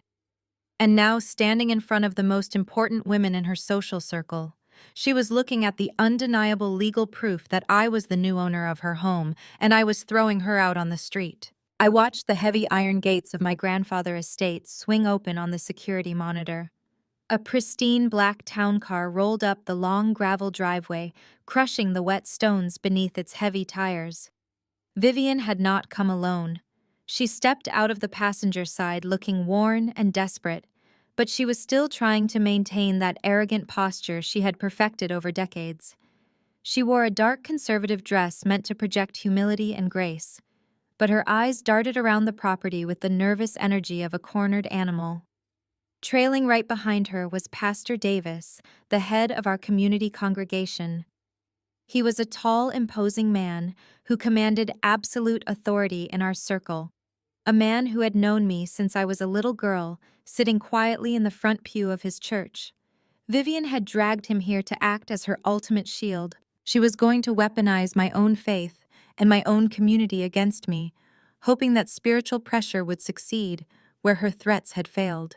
Jeremiah and I waited for them in the grand library of the estate. The walls were lined with dark oak bookshelves, and the air smelled of old paper and leather. I sat behind my grandfather's massive wooden desk, folding my hands neatly on the polished surface, while Jeremiah stood by the tall windows with his arms crossed over his chest like a silent sentinel. The housekeeper led Vivian and Pastor Davis into the room. Vivian immediately tried to take control of the narrative before I could even speak a word. She refused to look at me directly, instead, directing her tearful performance toward my grandfather and the pastor. She told them that family disputes should always remain within the family, and that airing our dirty laundry in public was destroying our standing in the community. She claimed I was acting out of misplaced grief and spite, and that I had unlawfully seized her home and stolen private family records out of pure malice. She painted herself as a loving mother-in-law who was simply trying to keep her family together during a tragic time. Pastor Davis stepped forward, placing his thick leather-bound Bible heavily on the edge of my desk. He looked down at me with an expression of profound disappointment, shaking his head slowly. He used his deep, resonant preaching voice to deliver a sermon right there in the quiet library. He told me that grace and forgiveness were the very cornerstones of our community, and that vengeance belonged only to a higher power. He spoke passionately about Black family unity, telling me that the world outside was already hard enough without us turning on our own flesh and blood. He lectured me on the importance of honoring my elders, stating that whatever misunderstandings had occurred between Vivian and me needed to be washed away by the healing power of faith. He looked me directly in the eyes and demanded that I drop the eviction proceedings immediately. He insisted that I hand over the black ledger to Vivian so that the family could finally begin the difficult process of spiritual healing and move past this ugly chapter of resentment. I listened to his entire speech without interrupting a single syllable. I sat perfectly still and let him exhaust his entire supply of religious guilt and community shame. Vivian stood right behind him, nodding along emphatically and dabbing at her completely dry eyes with a silk handkerchief. She truly believed she had won. She thought the heavy moral weight of the church would force me to back down and hand over the very evidence that was going to put her in a federal prison for the rest of her life. She thought she could hide behind the sanctity of the pulpit to escape the consequences of her own greed. When the pastor finally finished his lengthy lecture, the room fell into a heavy, suffocating silence. I looked at the man who had baptized me and felt a deep, hollow pity for his blind faith in a monster. I reached down into the bottom drawer of the heavy oak desk and pulled out a thick manila folder. I placed the folder flat on the desk right next to his leather-bound Bible. I did not raise my voice or show any anger. I simply told Pastor Davis that I was absolutely committed to truth and transparency, just as the church taught us to be. I opened the cover of the folder and slid the first stack of financial documents toward him. I told him that these were not just random private family records or personal grievances. I explained that my forensic accounting tools had revealed exactly where Vivian had been sourcing the endless stream of cash required to maintain her luxury lifestyle and buy the expensive approval of her golden son-in-law Preston. The pastor looked confused and slightly offended by my defiance, but he reached out and picked up the top sheet of paper to humor me. I watched his eyes scan the highlighted numbers and the detailed columns. I told him to look closely at the routing numbers and the final destination accounts. Vivian had not just been skimming a few dollars from the weekly offering plates or the holiday charity drives. Her greed was so much darker and far more destructive. She had used her trusted position on the church financial board to systematically drain the congregation's entire pension fund. It was the retirement money meant to protect the elderly church staff, the lifelong choir director, the hard-working groundskeepers, and the pastor himself. Vivian had funneled hundreds of thousands of dollars out of the holy sanctuary and poured it directly into offshore shell accounts managed by Preston. She had quietly bankrupted the very institution she claimed to cherish, just to keep up the grand illusion of her suburban dynasty. The color completely drained from Pastor Davis' face, leaving him looking pale and suddenly very old. His hands began to shake violently as he flipped to the next page and then the next, reading the undeniable proof staring him right in the face. Bank statements, wire transfer receipts, and authorized withdrawal slips, bearing Vivian's exact handwriting, were all laid out in perfect chronological order. He saw the massive financial drains that matched the exact dates Preston had purchased his luxury vehicles and funded his failed business ventures. Vivian realized what was happening and lunged forward with a desperate cry, trying to snatch the papers off the desk. She screamed that they were fake documents manufactured by a vindictive daughter-in-law to ruin her good name. But Jeremiah stepped forward, instantly blocking her path with his massive frame and forcing her to step back. Pastor Davis stepped backward, stumbling slightly against the heavy leather chair behind him as the reality of the betrayal hit him. The heavy Bible he had placed on my desk suddenly slipped from his trembling fingers and hit the hardwood floor with a loud, echoing thud. He did not even look down to retrieve the holy book. His eyes were fixed entirely on the woman he had just been defending so passionately. He slowly turned his head to look at Vivian. The expression of pious disappointment he had worn just moments ago completely vanished. It was instantly replaced by an expression of pure, unadulterated wrath. He realized in that exact second that the church was completely bankrupt and the woman crying next to him was the sole architect of their ruin.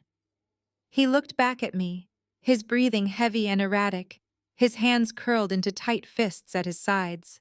He did not speak another word of forgiveness, and he did not mention family unity. He looked me dead in the eye and told me to do what I must. The pastor's heavy footsteps echoed down the hardwood hallway, leaving Vivian entirely alone in the grand library. She collapsed into a leather armchair, clutching the forged documents and stolen ledgers, realizing the sanctuary of her church was gone forever. Jeremiah silently escorted her out of the estate, tossing her coat onto the wet gravel driveway. I did not stay to watch her crawl away into the dark. My focus had already shifted to the final piece of this pathetic dynasty. The morning air was bitterly cold when I walked out to my car parked near the back gates of my grandfather's property. The storm from the previous night had cleared, leaving a biting frost over the manicured lawns and the heavy iron fences. I had planned to head downtown to finalize the legal paperwork for the foreclosure and ensure that Vivian was physically removed from the premises by the county sheriff. But as I approached my vehicle, I saw a shadow moving frantically near the passenger side door. I slowed my steps, my shoes silent on the damp pavement. A man was wedging a rusted crowbar against the window frame of my SUV, his shoulders heaving with desperate effort. It was Malik. He was a complete wreck. His designer clothes, the same expensive fabrics he used to flaunt at country club dinners, were stained and wrinkled.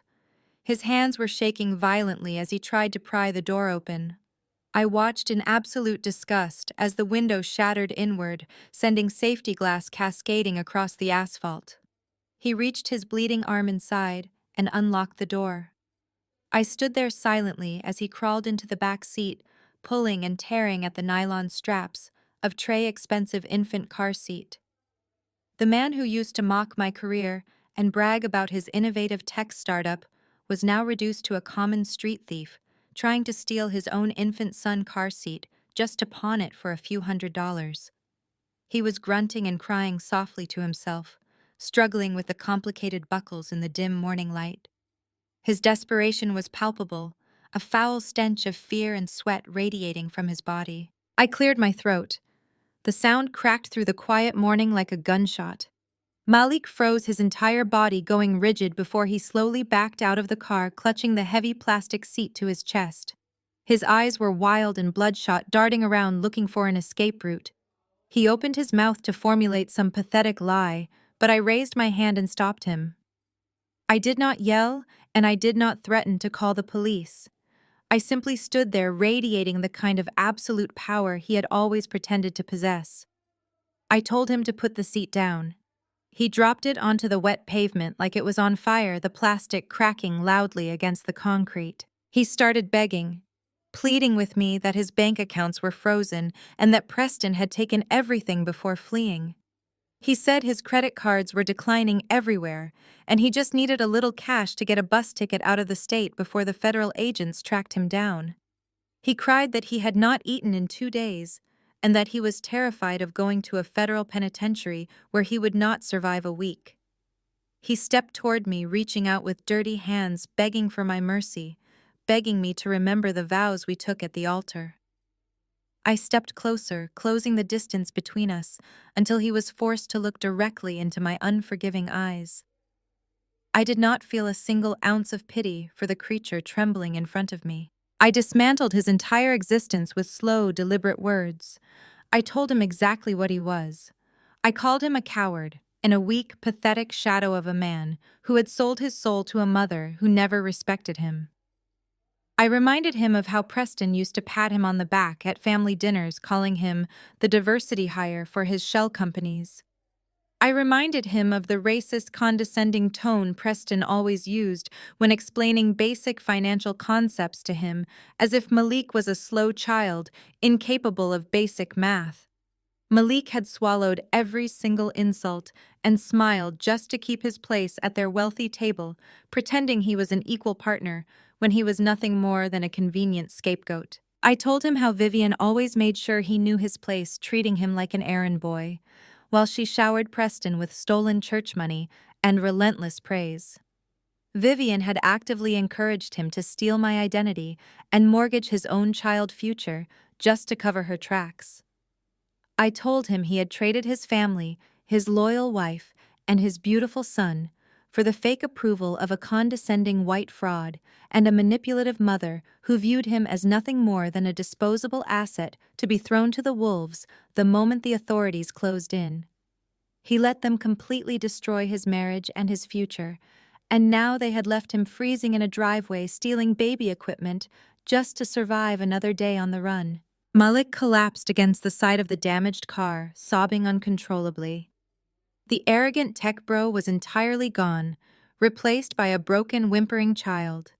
He sank to his knees, burying his face in his dirty hands, apologizing over and over again for what he had done to me and our son. He begged for my forgiveness, saying he had been blinded by their promises of generational wealth and power, and that he never wanted to hurt me. I reached into my structured leather tote bag and pulled out a thick manila envelope.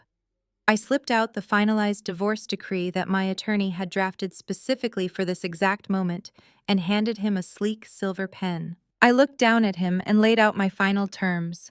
I told him there would be zero alimony and absolutely no financial support from my end. There would be no claims to my forensic consulting business or my hidden investments. And most importantly, there would be full, unmitigated custody of Trey going entirely to me. He would have no visitation rights and no legal standing to ever interfere in my son's life again. He would be erased from our future just as easily as he had tried to erase my credit history. He would walk away with absolutely nothing but the clothes on his back and the looming threat of federal indictment. He looked up at me with tear-streaked cheeks, his hands shaking so badly he could barely grip the heavy silver pen. He did not even bother reading the pages. He knew he had absolutely no leverage and no future left to fight for. He signed his name across the bottom line, with a jagged, frantic scrawl, signing away his rights to the only good thing he had ever helped create in his miserable life.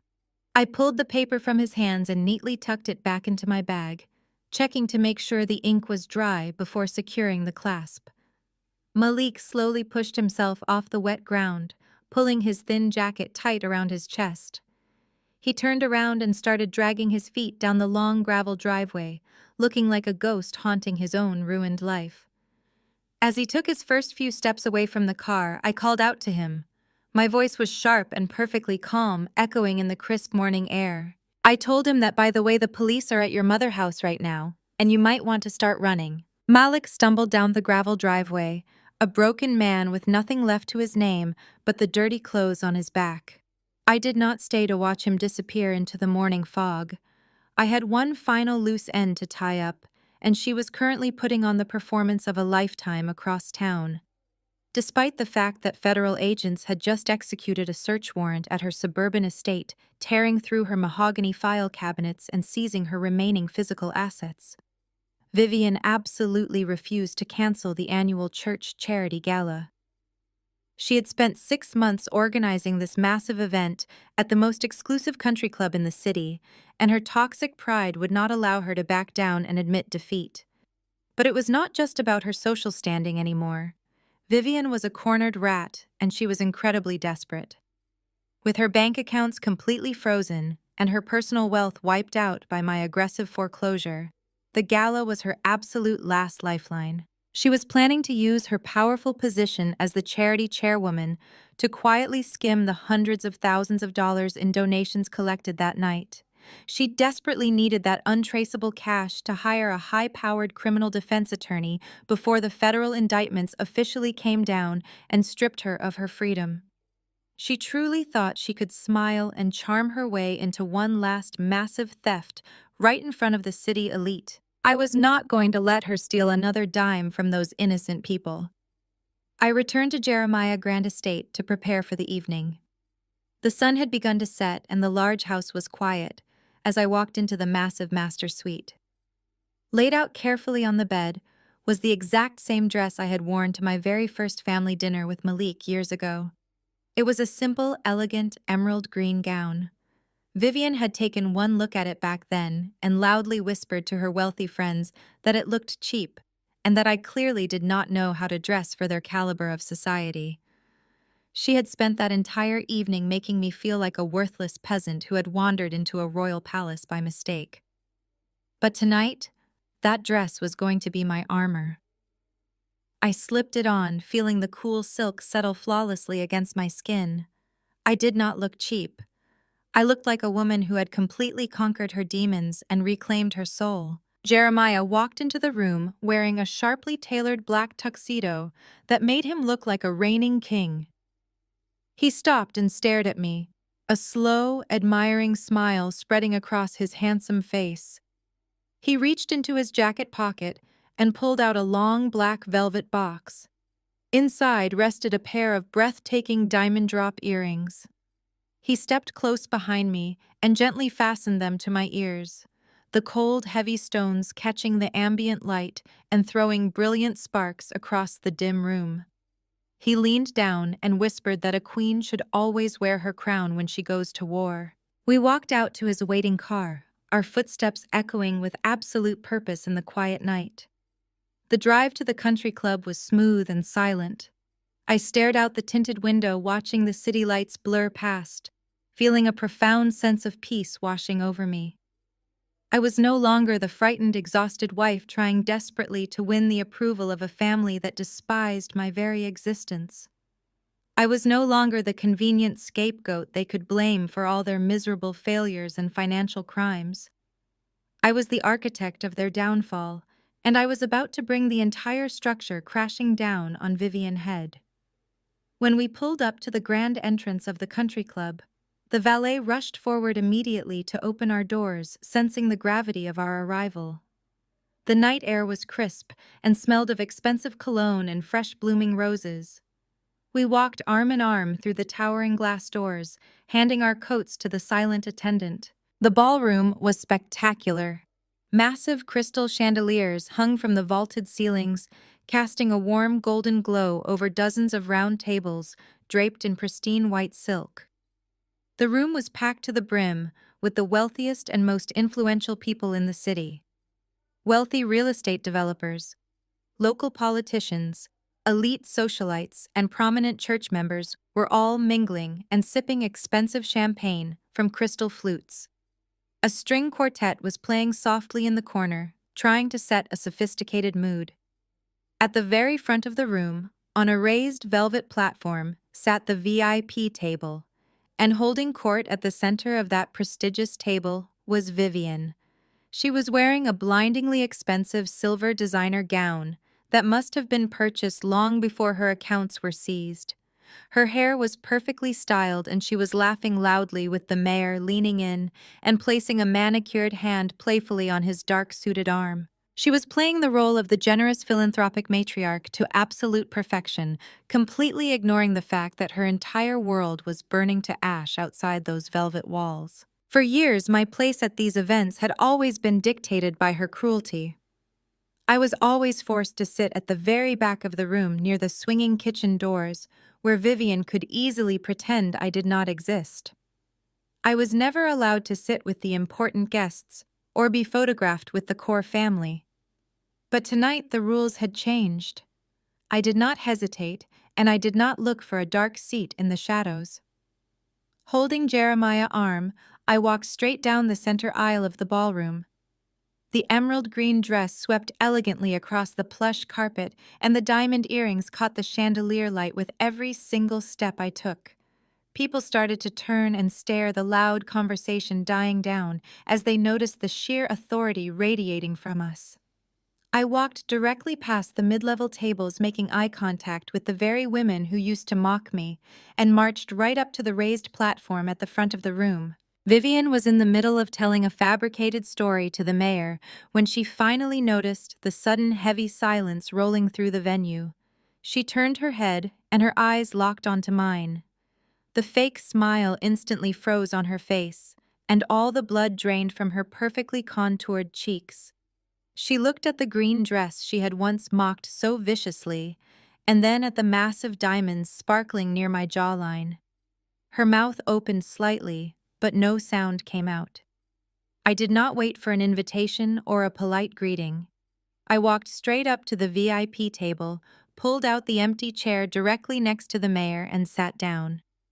I smoothed my silk dress, folded my hands neatly on the pristine white tablecloth, and looked directly into Vivian. Panicked eyes, giving her the brightest, most terrifying smile she had ever seen. Vivian stared at me as if I had just crawled out of a fresh grave. Her perfectly painted lips parted slightly, but the words completely died in her throat before they could form. The mayor turned to me with a polite, curious smile, completely unaware of the absolute war zone he was sitting in the middle of. I introduced myself gracefully, extending my hand and telling him I was family. Vivian gripped the edge of the tablecloth so hard her knuckles turned stark white against the pristine fabric. She leaned in close to me, her voice a toxic, trembling whisper, demanding to know what I was doing here and threatening to have club security drag me out by my hair. I did not flinch, and I did not break my smile. I simply reached for a crystal glass of water, took a slow, elegant sip, and whispered back that if she made a scene in front of the mayor, I would pull the foreclosure documents out of my clutch and hand them to him right now. She swallowed hard, her eyes darting around the massive ballroom in absolute terror.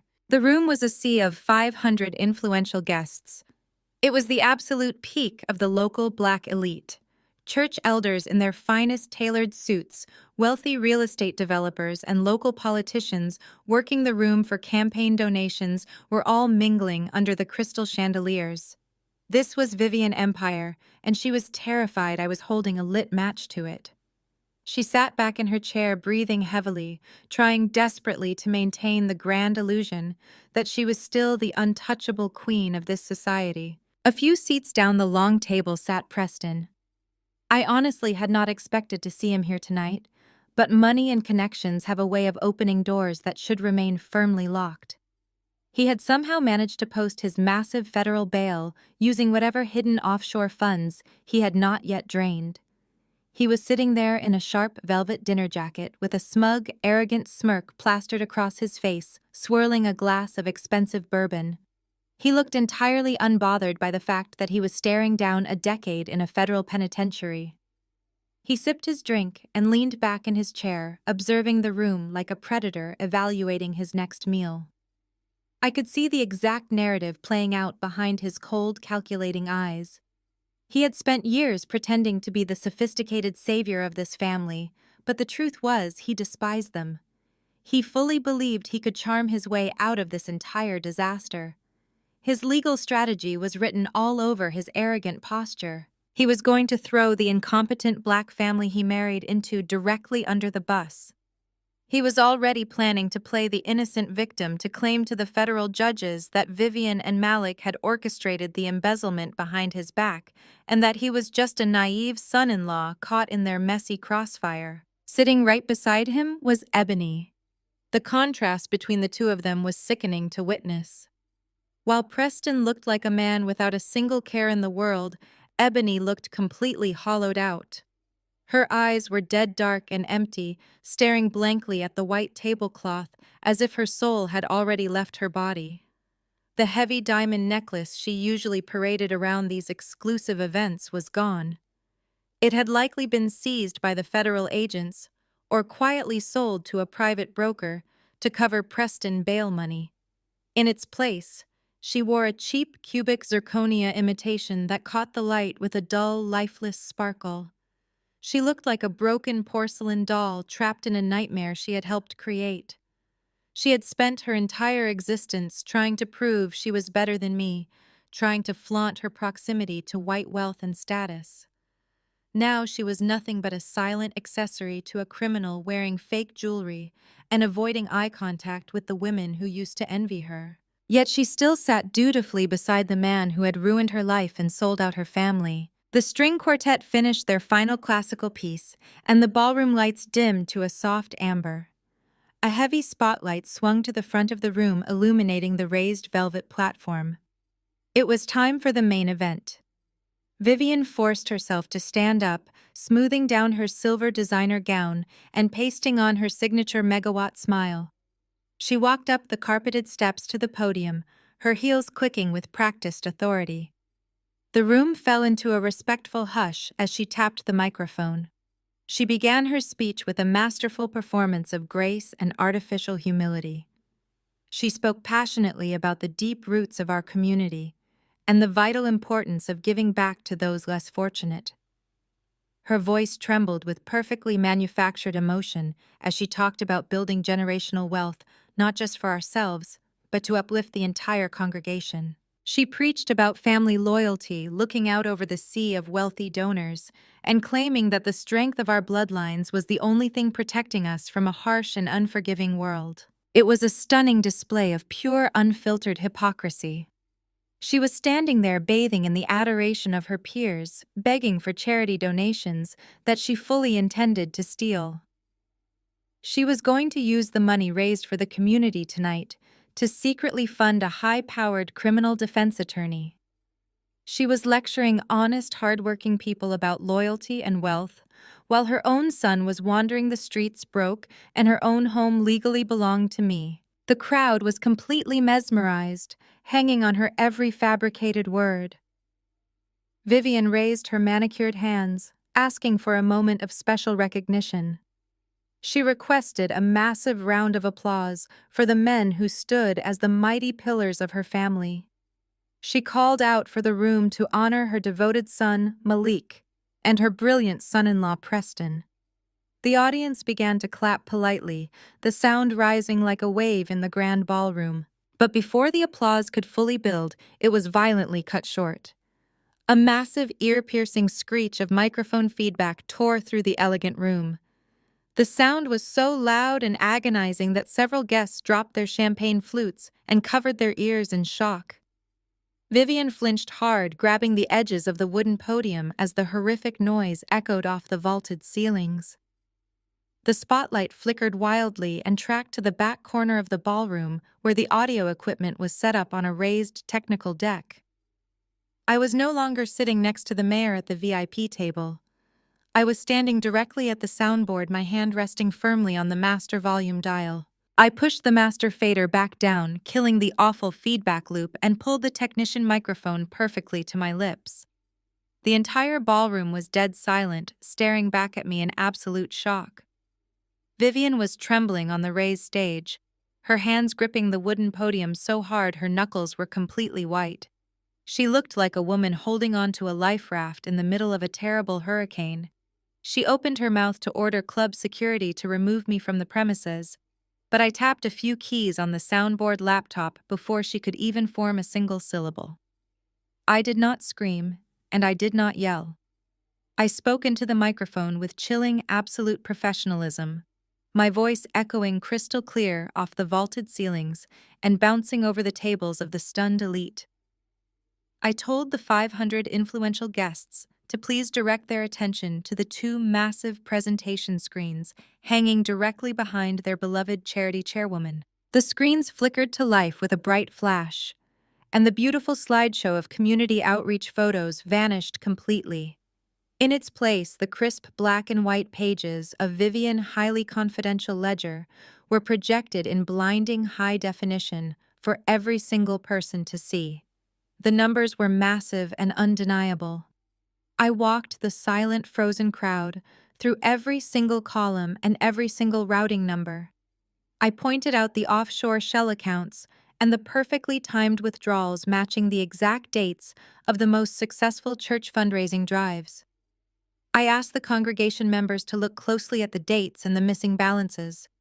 I explained how their generous tithes and their hard-earned charity donations had completely bypassed the community outreach programs they thought they were supporting. Instead, that money had gone straight into Vivian luxury estate renovations and her expensive designer wardrobe. I read out the exact amounts she had spent on catered luncheons, private country club memberships, and imported champagne using funds specifically designated for the local food bank and youth ministries. The collective gasp in the ballroom was deafening as I switched the slide to the next undeniable piece of evidence. I highlighted the specific accounts tied to the church pension fund. The elderly church staff and the devoted choir director were sitting in the crowd, watching their entire life savings reduced to zero on a massive digital screen. I explained exactly how Vivian had quietly depleted the retirement funds meant for the most vulnerable members of our community just to maintain her fake aristocratic facade. I watched the faces of the church elders crumple in devastation as they realized decades of their hard work had been stolen by the woman standing on the stage demanding their loyalty. And then I brought up the offshore trust documents. I showed the entire room how Vivian and her precious son Malik had conspired to open a fraudulent credit line using the social security number of my infant son. I exposed the $150,000 stolen in the exact name of an innocent baby just to fund Preston failing business ventures and maintain their grand illusion of wealth. The murmurs in the crowd turned into a low, angry rumble of pure outrage. People were standing up from their tables, staring at Vivian with absolute disgust as she stood frozen under the harsh stage lights, completely exposed and ruined. I did not stop there. I turned my attention from the trembling matriarch to the smug golden son-in-law sitting at the VIP table. Preston's smirk had completely vanished, replaced by a pale, sweating mask of sheer panic. Ebony was shrinking away from him, trying to make herself as small as possible in her chair, her fake diamonds looking even cheaper under the heavy glare of the chandeliers. I spoke directly to Preston, my voice cutting through the heavy tension in the elegant room. I publicly dismantled his entire Wall Street facade right in front of the local politicians and real estate developers he had been trying to impress all night. I revealed that he was not a successful investment banker at all. I displayed the federal documentation proving he had lost his financial license 3 years ago for gross misconduct and blatant fraud. I told the crowd exactly what he really was. A failed, desperate con artist who had weaponized his white privilege to infiltrate a trusting Black community and scam innocent elders out of their hard-earned wealth. I told them he had used Vivian blind desperation for white validation to completely drain their congregation dry, playing them all for absolute fools while he lived a life of stolen luxury and arrogance. Preston completely snapped. The truth broke him. His face turned a dark, violent red and he kicked his chair back with incredible force, sending it crashing to the plush carpet. He lunged forward toward the technical deck, screaming vile racial slurs at the top of his lungs.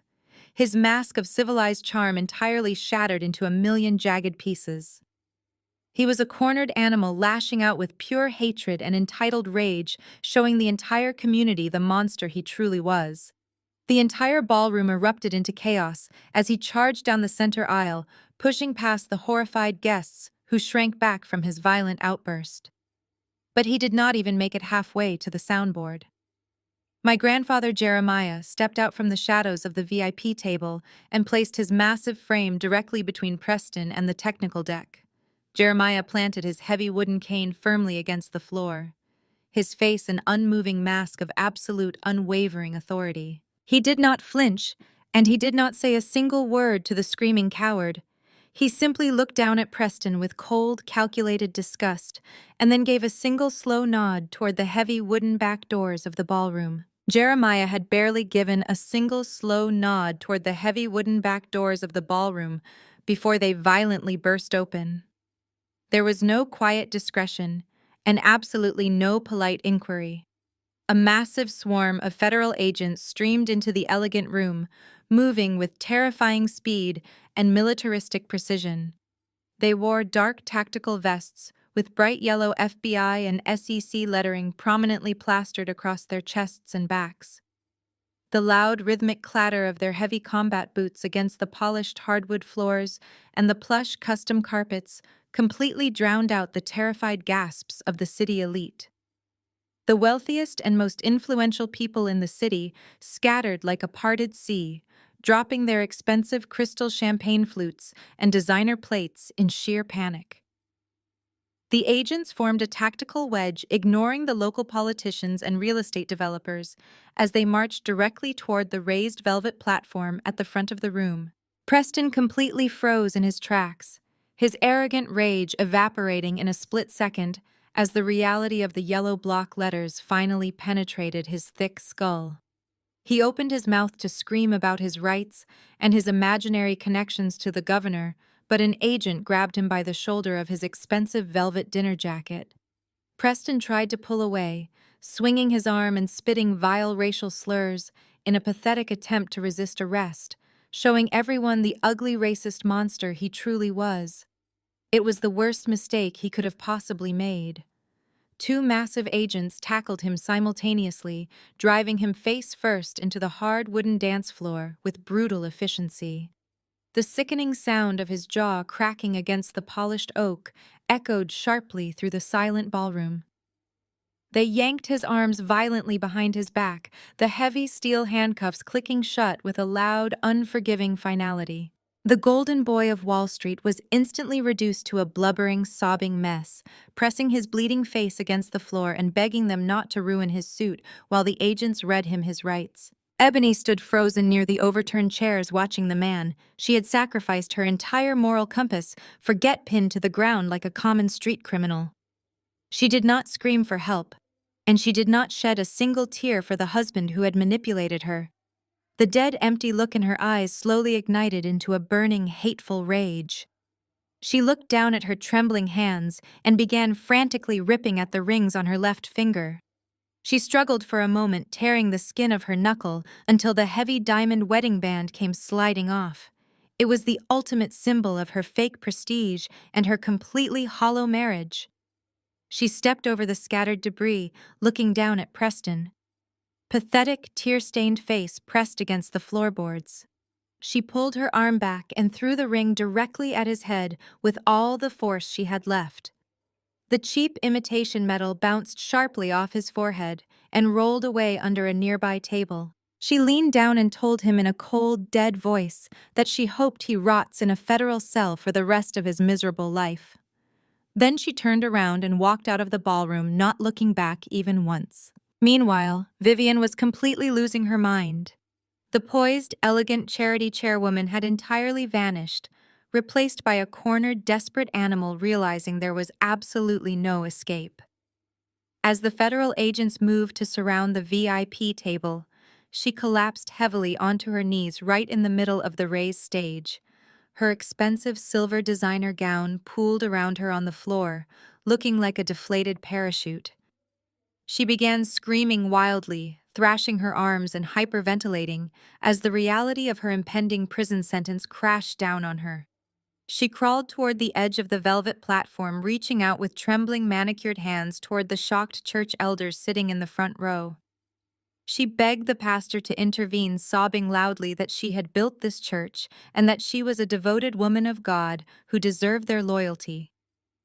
The pastor took one look at her desperate, grasping hands and the projected evidence of her crimes on the screens behind him. He physically stepped backward, pulling his suit jacket away from her, as if she were carrying a deadly plague. The entire congregation watched in absolute silence and disgust as their beloved matriarch groveled pathetically on the floor. In her manic desperation, her wild, panicked eyes scanned the back of the room and landed on the exit doors. Malik was standing there.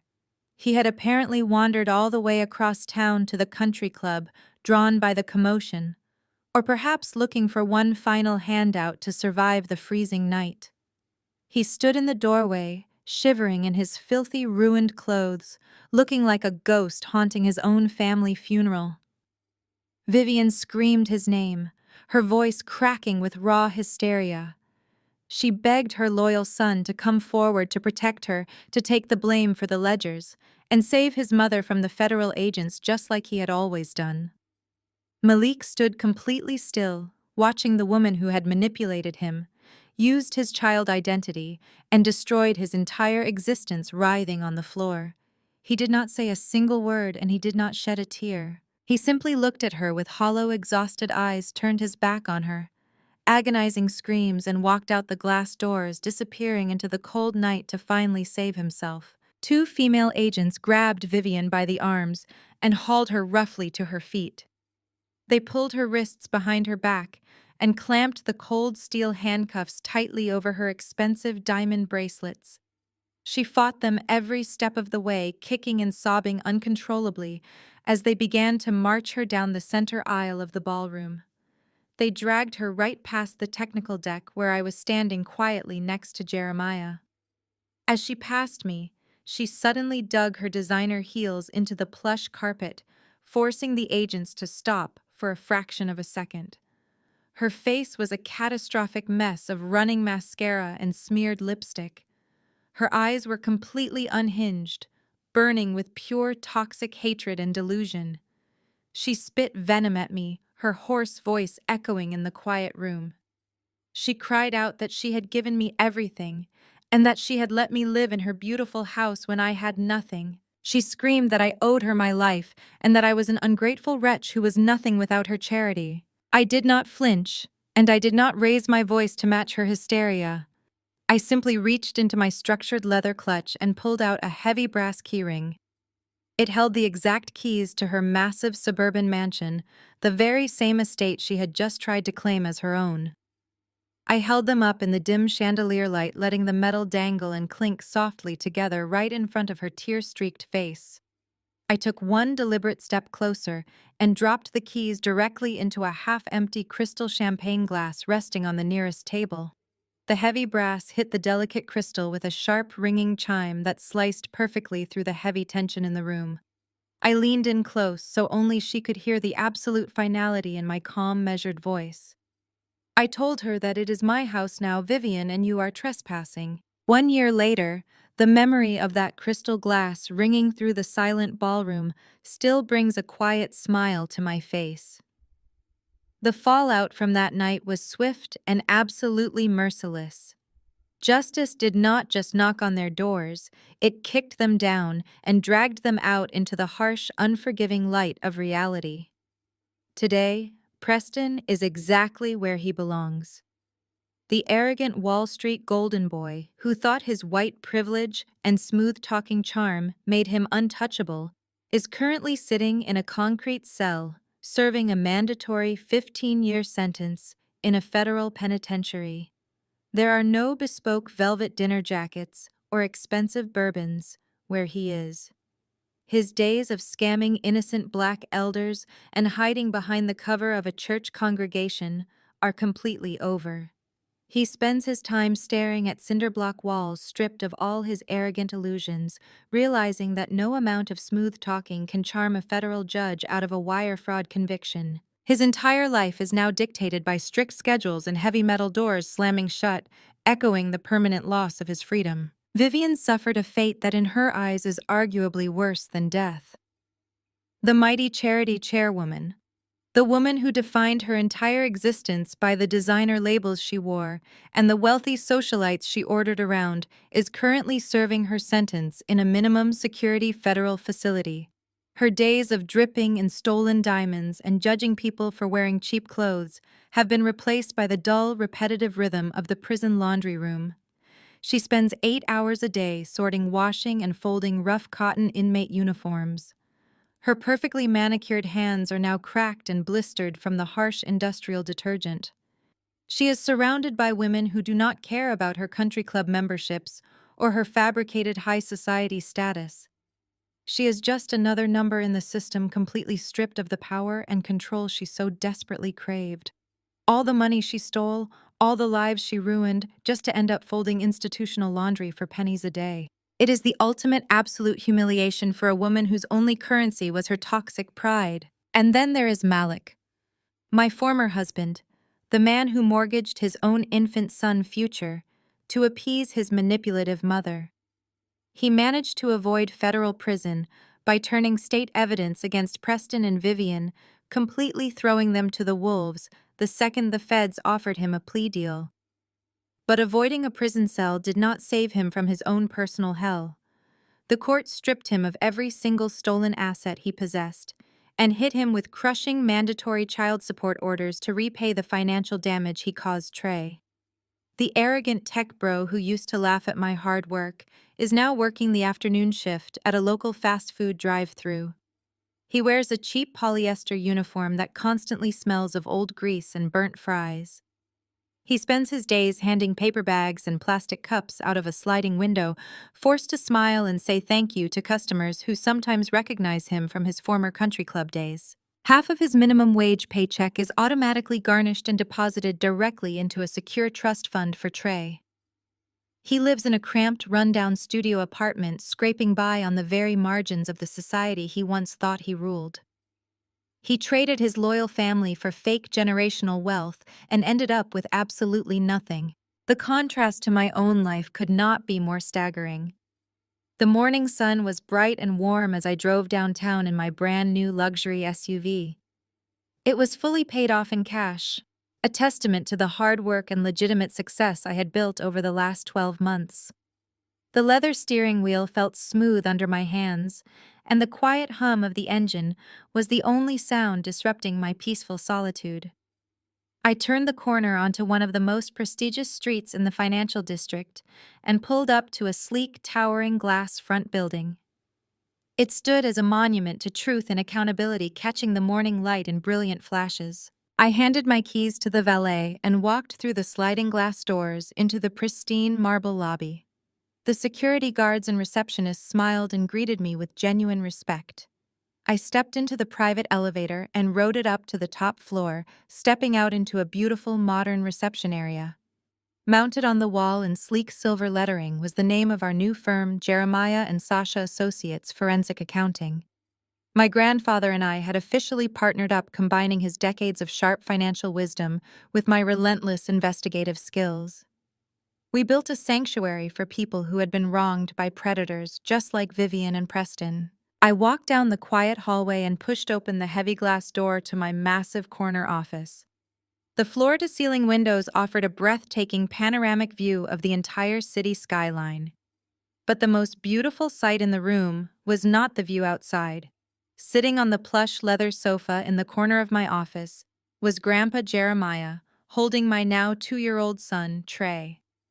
Trey was giggling wildly as Jeremiah bounced a small wooden block on his knee, teaching him how to count.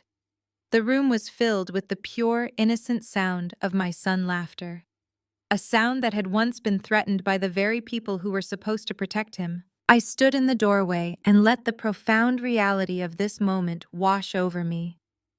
I looked at Trey's bright, happy face and knew with absolute certainty that his future was permanently secured.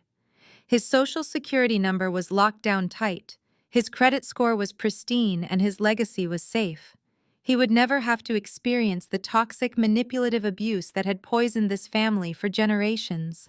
The cycle was broken, entirely shattered by the simple refusal to stay silent. I walked over and kissed the top of Trey's head, then kissed my grandfather on the cheek, thanking him for everything he had done. I moved behind my large oak desk, sat down in my high-backed leather chair, and opened my laptop. The screen glowed brightly, illuminating my determined face. I pulled up a fresh batch of financial records from a new client who suspected their business partner of embezzlement. I smiled a calm, dangerous smile, ready to hunt down the next fraudster. The war was over, but my work had just begun.